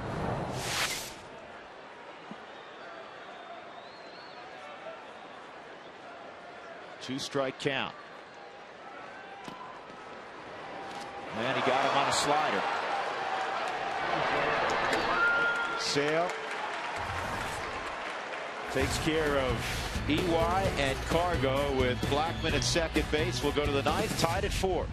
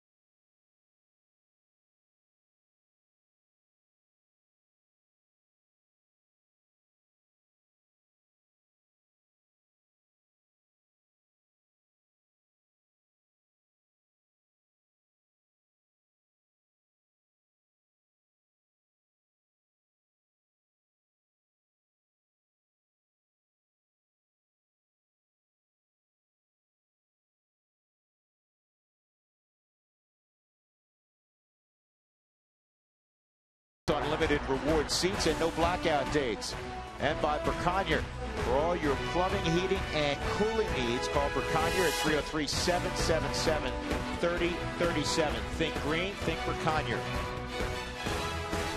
We're tied at 4 as we've arrived at the top of the 9th inning on a suddenly overcast and windy and drizzly late afternoon. Let's go to center field and see what Tom Helmer's up to. Tom? Drew, we're going to talk about Todd 2K, his 2000s game. Hopefully we'll hear from him after the ball game as well.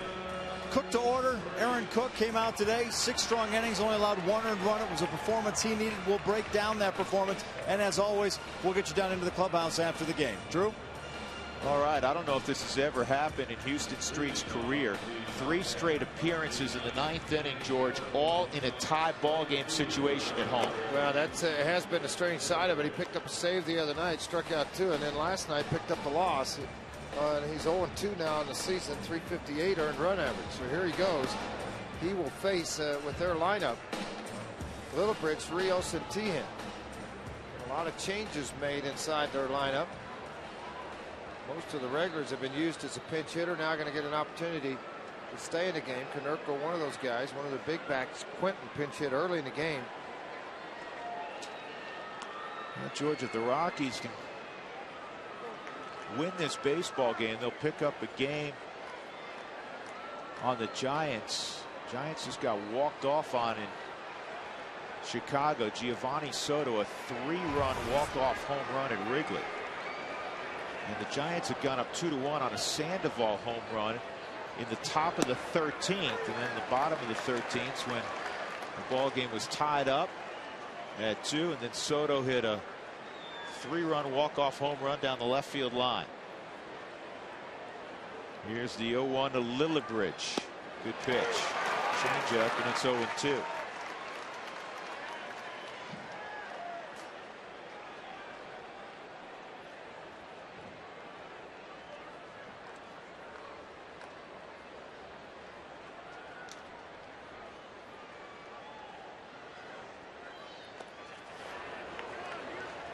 Both of these clubs, the Rockies and White Sox, have a similar record. The White Sox 39-42, the Rockies 39-41. Both have similar records in 1-run games, of which they've played 2 of them already in this series. The White Sox 11-12, the Rockies 12-15. 1-2 on Brent Lillibridge.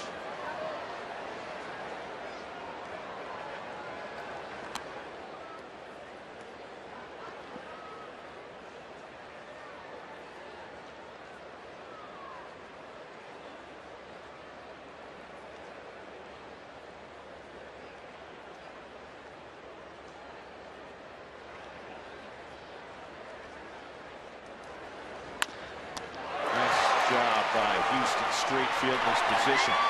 George, you always talk about a pitcher squaring up as he delivers the ball to the plate. That's why Houston Street was able to make that play. No question, that's exactly how he was able to make the play, because if you fall off left or right, you're not going to catch the ball. It's right back up the middle. Houston snagged and a soft toss under. You know, I'm looking, trying to plan ahead if it happens to go this way, Drew, with Street being used, the bullpen down to 2, Reynolds and Mortensen. I hope you win it in the bottom of the 9th. Another footnote in that Cubs victory over the Giants in the 13th inning to tie the baseball game for the Cubs. Jeff Baker, a run scoring double, and then the 3-run home run by Soto. Good pitch, 1-1 on Alex Rios.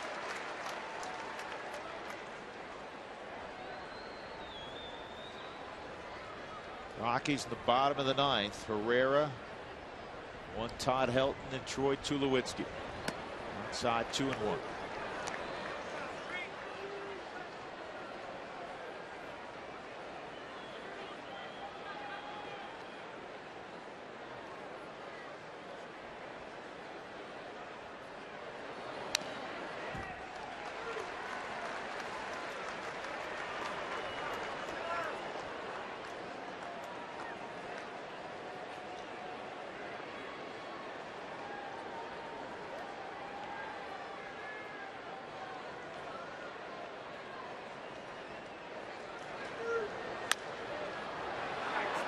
Shallow left. Tulowitzki's going to get out there, though.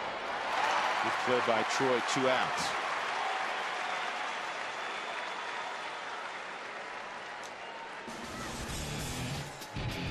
Root Sports Red Alerts will keep you updated about the latest Rockies happenings this season. Text the word alerts to 720-720 to get Rockies updates straight to your phone. Since the Rockies made a trade earlier today, the veteran second baseman Mark Ellis acquired from Oakland for Bruce Billings, and a player to be named later.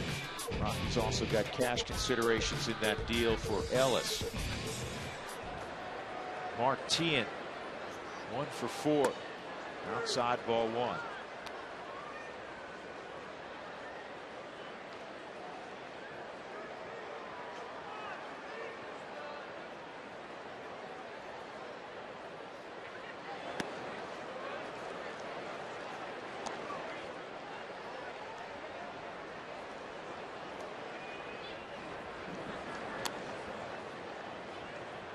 Just hoping for a foul ball.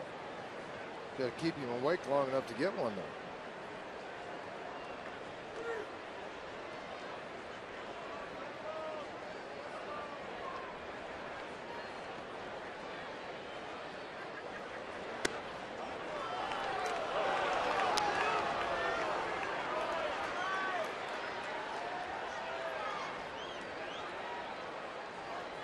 With 2 outs. You get 2 very good quick outs. Get a guy with a little bit of power at the plate. Don't groove it. 3-1.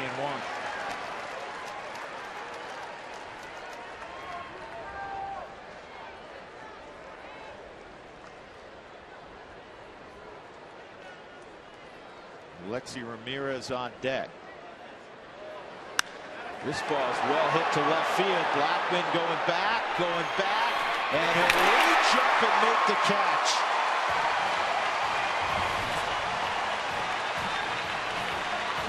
So we'll go to the bottom of the 9th inning, tied at 4. Sheehan comes up just a few feet short.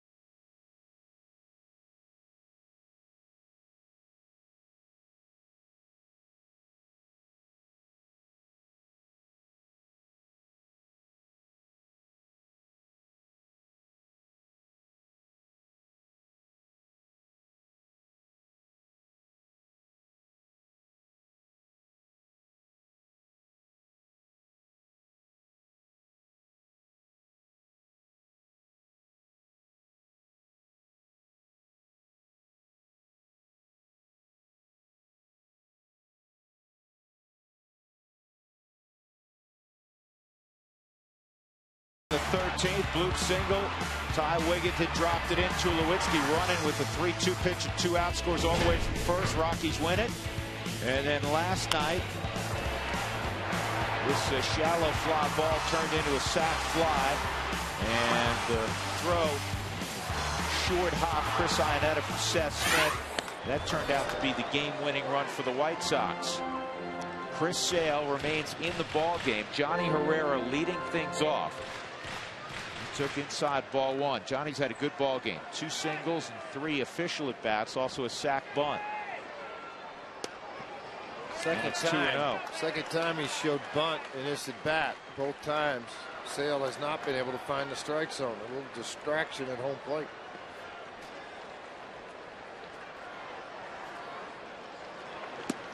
Do what you have to do to get on base. There's the fastball at 91, much less velocity than what it was when he came into game 95.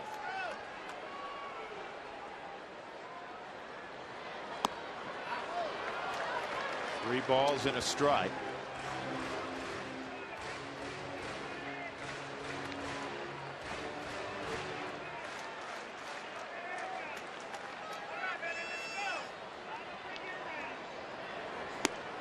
Ball four, and Herrera walks, leading off the bottom of the ninth inning. He's the potential winning run.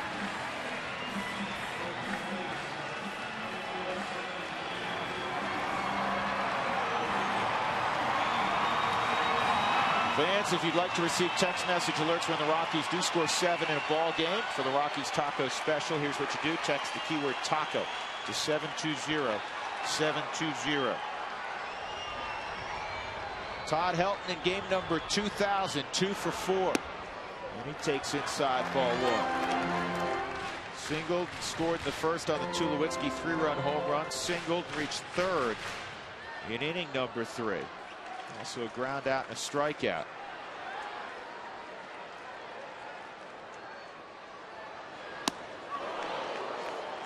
Tardy on a 96-mile-an-hour heater. It's 1-1. Sale seems much more comfortable cutting it loose to lefties than righties. Fastballs to Johnny range 90 to 93. First big fastball there at 96 miles an hour. Todd faced Sale on Tuesday and struck out against him.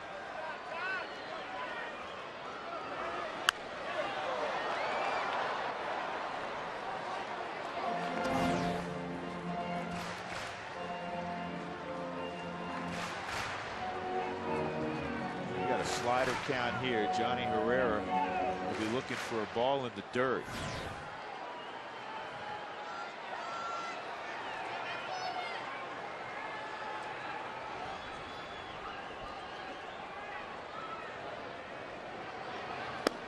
Strike 3. He went fastball. 1 out. Left-handers have hit 255 against Sale, right-handers 250, so kind of equal success against this hard-throwing lefty. Ozzy's going to go to his bullpen. He had Crane warming up earlier to come into the ball game and face the right-handed hitting Tulowitzki.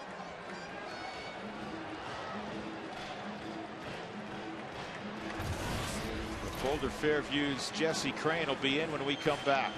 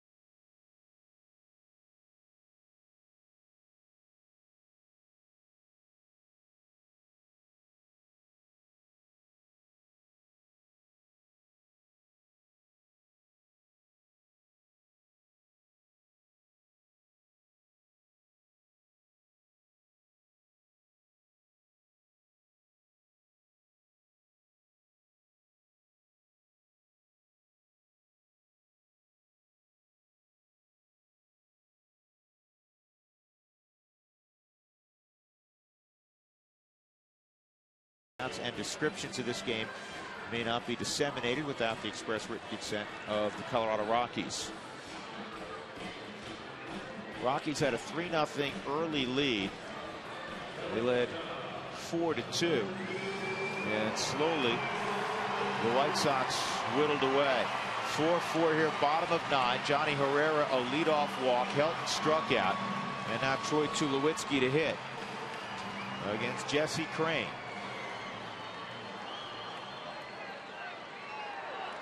Crane in the ball game on Tuesday went an inning and a third, didn't allow a run, just one hit. He struck out a man. Utilize that hard slider and then maybe work the sinker in. Try to get the double play ball if he can. He got Tulowitzki to pop to second when he faced him on Tuesday.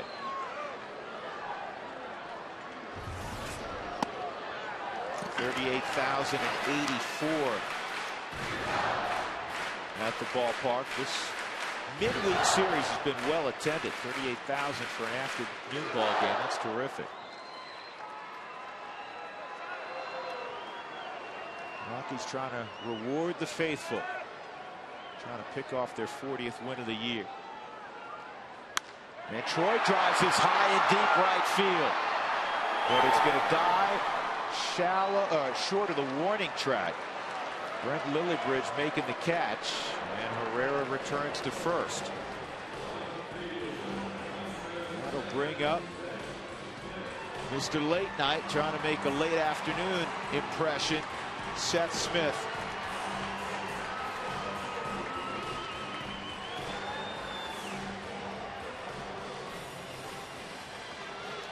Smith 1 for 3 and a walk.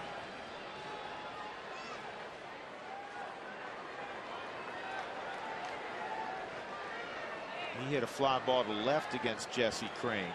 Well, the drizzle's still falling, so you get a ball that's hit into the gap. It could skip on this moistened grass.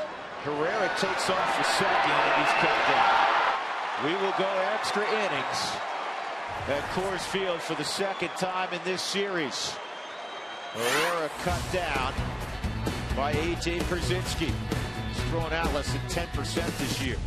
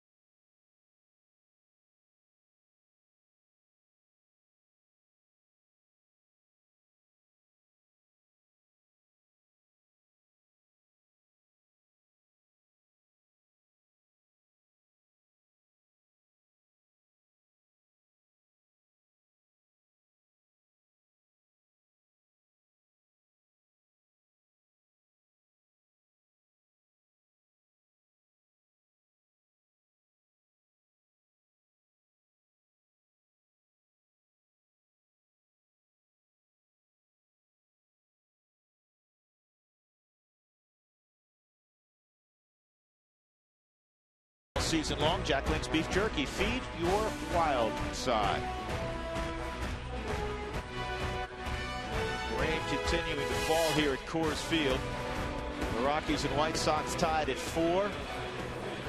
Last 2 ball games, 2-2 going to the 9th inning. Yesterday, of course, the White Sox got a run against Houston Street at the top of the 9th. They would win it 3-2. And the ball game on Tuesday went 13 innings before the Rockies scored to win it 3-2. It's the only time the Rockies have won an extra inning ball game all year. Clayton Mortensen will take over, and the Rockies bullpen is down to 1, and that's Matt Reynolds. And Jim Tracy would like to stay away from Matt Reynolds today. He's thrown in 3 of the last 4 ball games.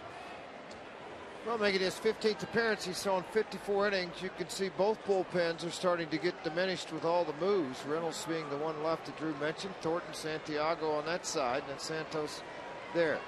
The Rockies will double switch to get some length if necessary out of Mortensen. Chris Nelson is in for Herrera.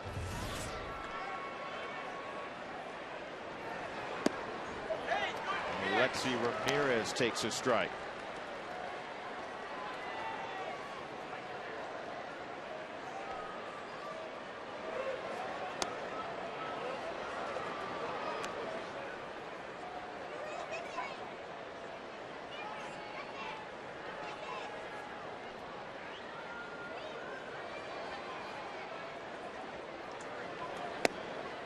2-1.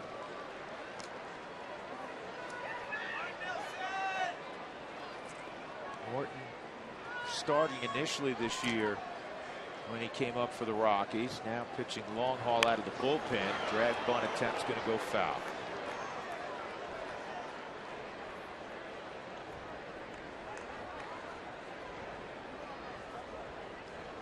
Hate to say it, but really all the games in this series, particularly the last 2 days, George, have encapsulated the larger body of work for the Rockies in 2011.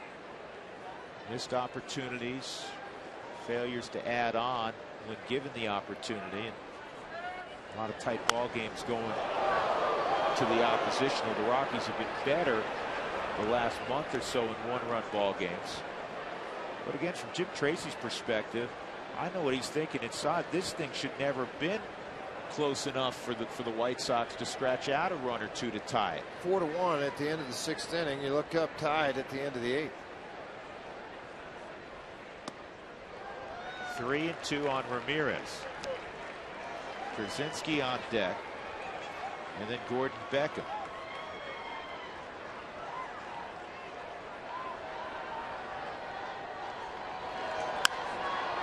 Left field and deep and off the wall. Ramirez to second with a double.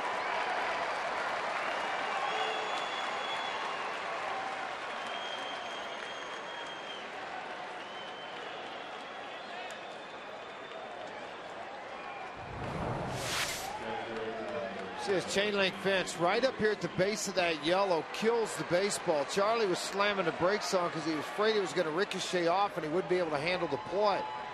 Grabs it with the bare hand and then the long strong throw in, but not in time to get Ramirez, who's at second base with nobody out. And a guy who handles the bat very well, and AJ Brzezinski. Pinch hit single to the right side, his last at bat.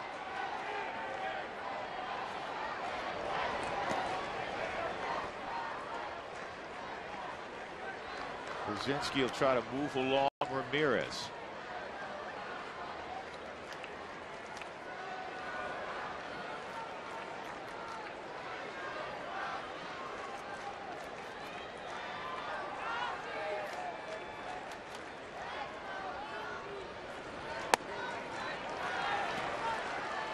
Change up at 80. Something happened with his footwork on the mound and rolled up underneath it, and it sailed on him. Well out of the zone.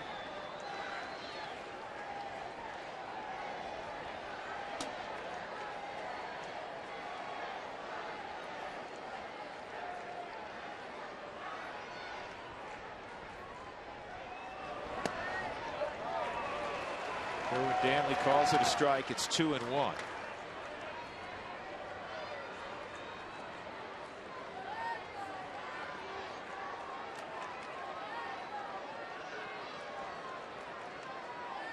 That may have been a gift.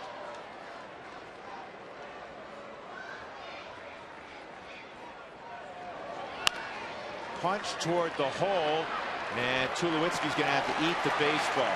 That was just good recognition of where the defense was aligned by Brzezinski, because he's trying to pull the baseball in most situations there, George, and that was way off the plate away. And Brzezinski saw how big a hole there was on the left side. Inside out swing, absolutely. Just punch it through the left side. He seems to come up with big plays a lot at the end of ball games.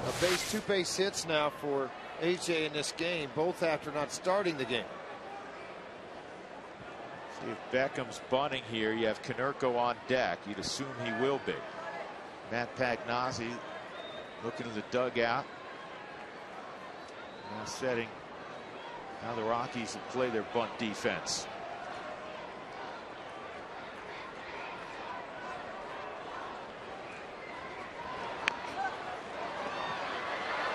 Helton waiting for it to go foul.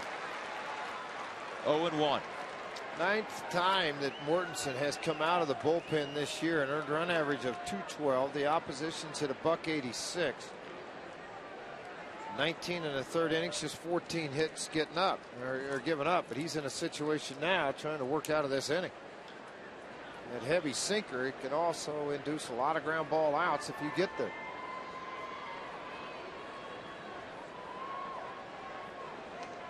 And I have the feeling Konerko will not swing the bat again if they're successful with this sacrifice. They'll walk him and go to face Juan Pierre again.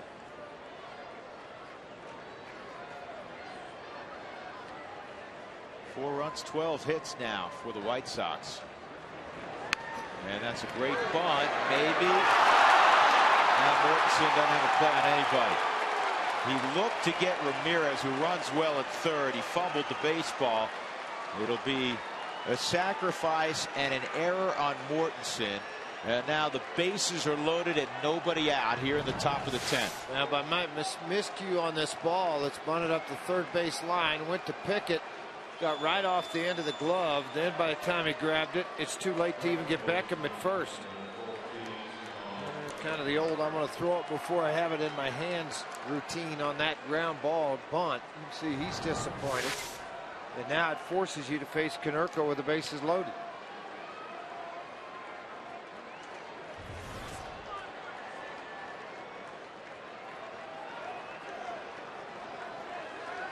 Now the Rockies are going to play this with Tulowitzki halfway on the pull side. Nelson's in on the grass. Everybody obviously will be coming to the plate. Konerko 1 for 5 with the bases loaded this year.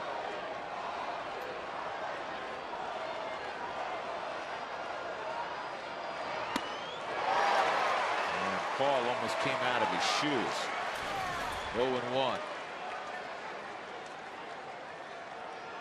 No team in baseball has hit more slams than the White Sox since 2006. They've hit 40 of them.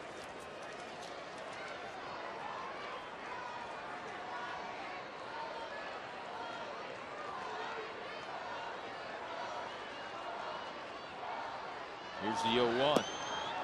1-1. Konerko hitting .373 in June, 10 home runs and 20 RBIs. This is officially a giant mess.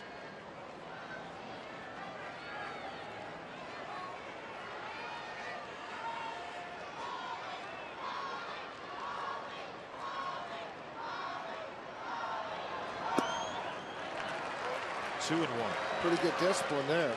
Not a bad pitch from Mortensen, but couldn't induce the swing. Slider away, hoping now that you can throw the slider, but you think for a strike down and away. Jim Tracy's thoughts are in the dirt, trying to figure out and hope a ground ball double play right at him, prevent the run. Konerko does hit one on the ground at an infielder. He obviously doesn't run great. 3-1.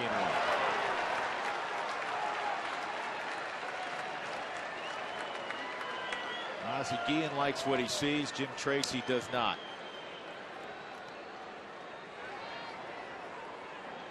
Pierre's on deck. The double, an infield hit, a sac bunt, and the error has loaded the bases for the White Sox. 4-4 game, top of 10. Here's the 3-1 to Konerko. Slowly hit to third. Wigginton comes home. They get the force. Pagnozzi, for some reason, just in case, applied the tag in case his foot wasn't on the base, I guess. And there is one out with the bases loaded. Nice play by Wigginton, George. That wasn't as easy as it looked because Ramirez runs well and the ball wasn't hit hard. Well, on the tag play, too, a little surprised Pagnozzi didn't step out into this area to clear himself to give more of a target to Wigginton, because it is a force on. All you do is touch the plate. He straddled and the plate plus put his knee down on it and then tagged also. He was out with the force.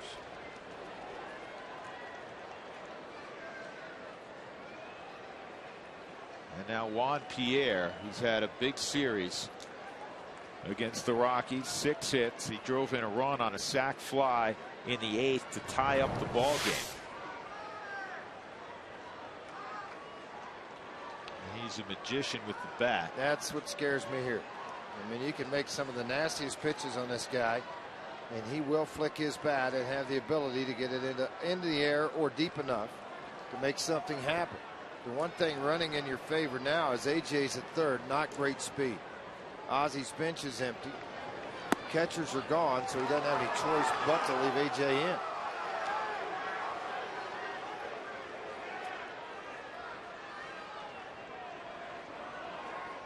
The Rockies are set up the middle, George, to turn 2, which is what you generally do, bases loaded and 1 out. Except Juan Pierre is nearly impossible to double up unless he hits a hot shot at somebody. 2-0.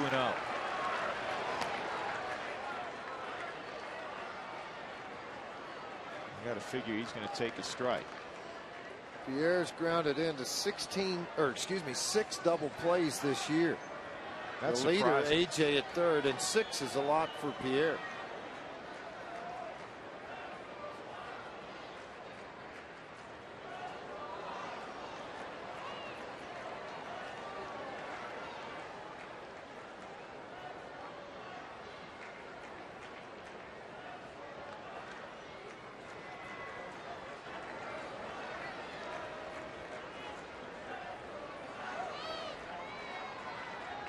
Here's the 2-0. 2-1.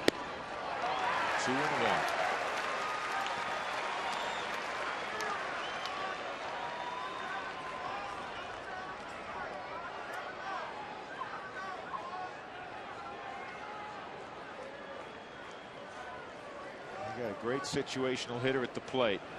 Brzezinski, Beckham, and Konerko aboard. You just saw them.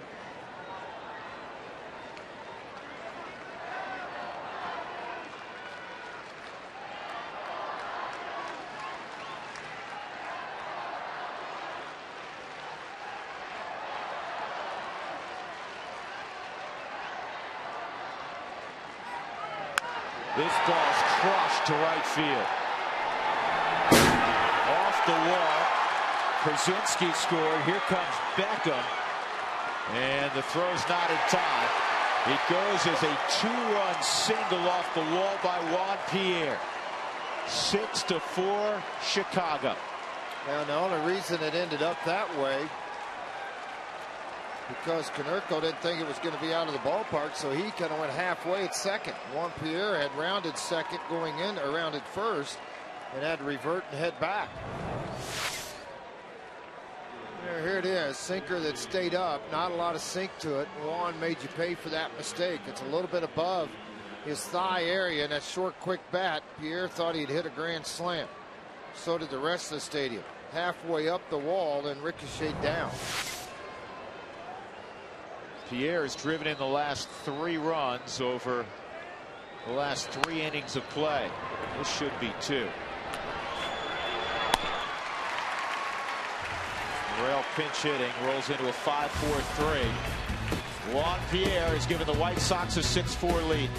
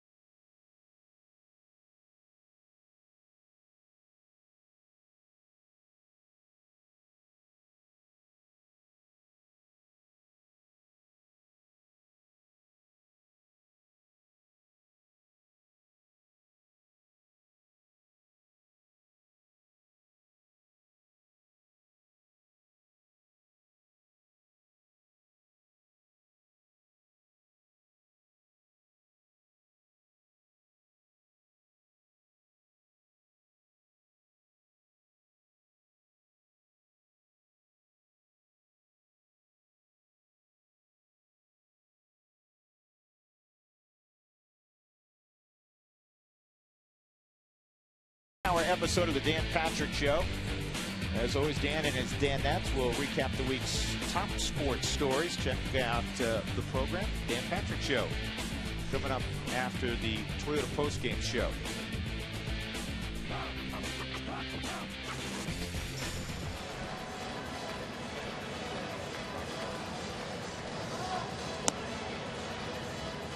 .6-4 Chicago.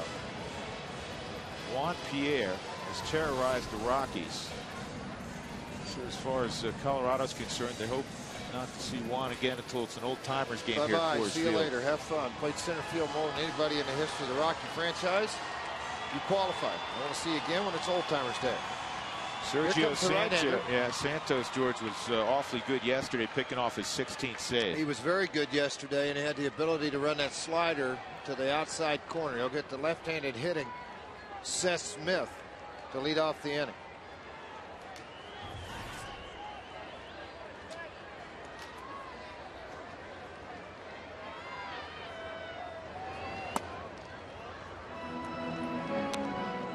One 1-0 on Smith.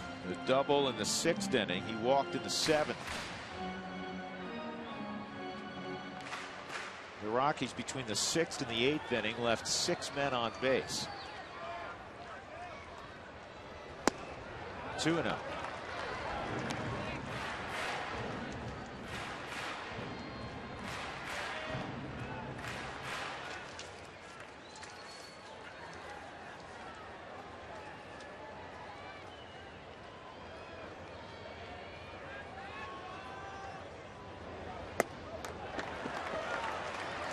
Santos falls behind 3-0.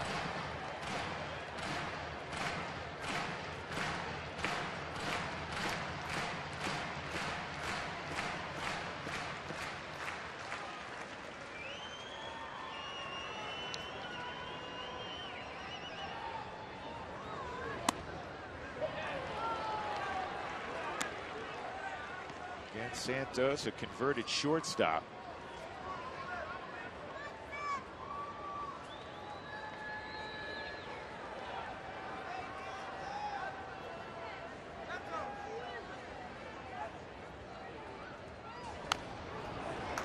Probably swung a ball forward. Inside pitch down and in, though. For most left-handers, they're going to be aggressive on that pitch because they feel he can drop the head and generate a lot of power.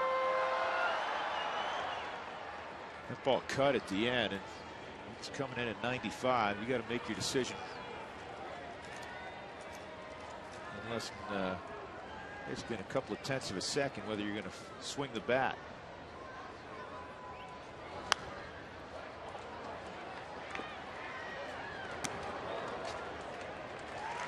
Rockies led 3-0 early, 4-1 in the middle innings. And now they find themselves down 6-4 in the 10th. Rockies 1-4 in extra innings this year, and that one was 2 days ago. White Sox 4-8 in extra innings. They haven't been very good either. Here's the 3-2. Good job by Smith.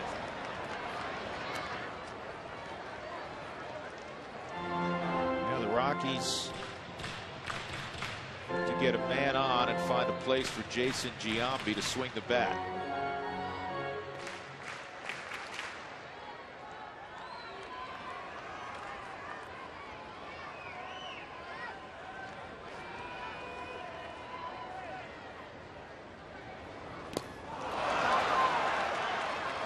You talk about anticipating where the ball was going to go. Pierzynski did just that.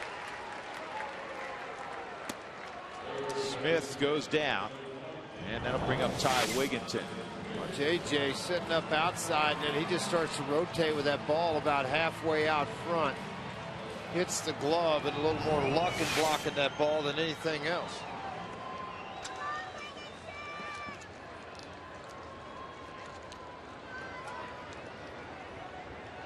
Ty Wigginton. Pop out, line out, couple ground outs.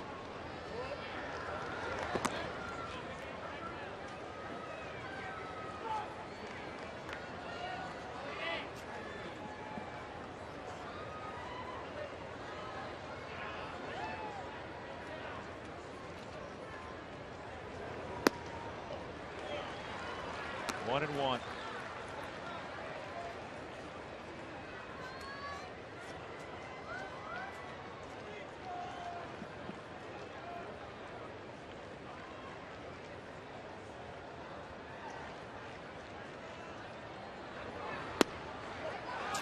Slider just so late breaking, a short arm action that he has, a little deceiving to the runner, or excuse, to the hitter. But then the ball just flies out, cuts down, and away from him.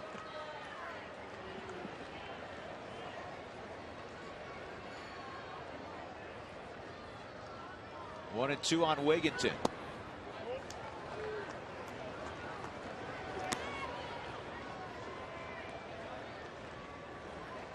Charlie Blackmon waiting.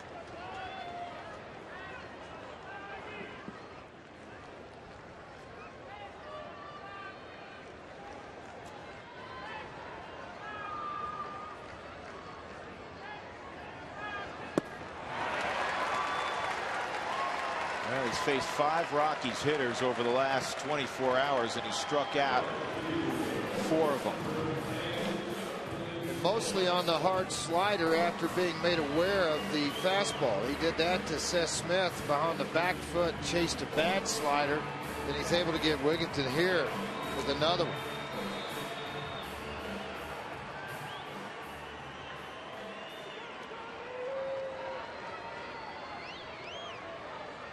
Yeah, Blackmon trying to reach. Pagnazzi for the moment's in the on-deck circle, but Giambi will swing it if Blackmon can get aboard.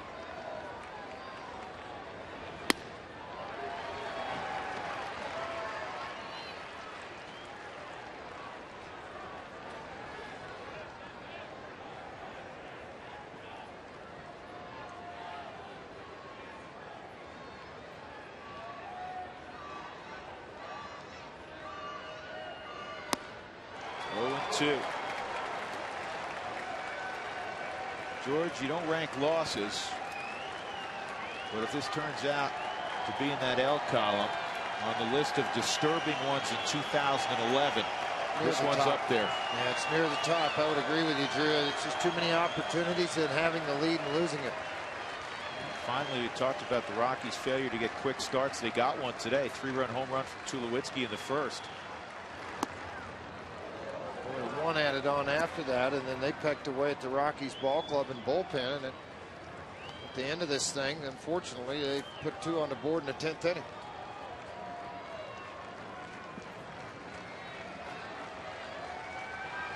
Well, saw a lot of fastballs. Now you're going to give him a peek at that hard slider. 1-2.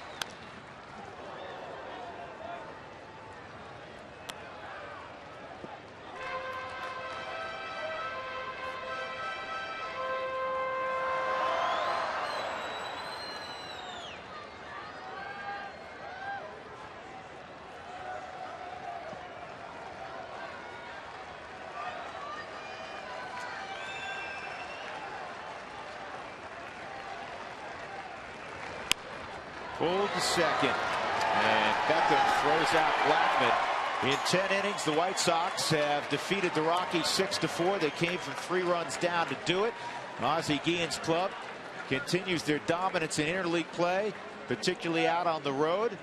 They've won 18 of their last 19 interleague series. They take 2 of 3 from the Rockies here at Coors Field.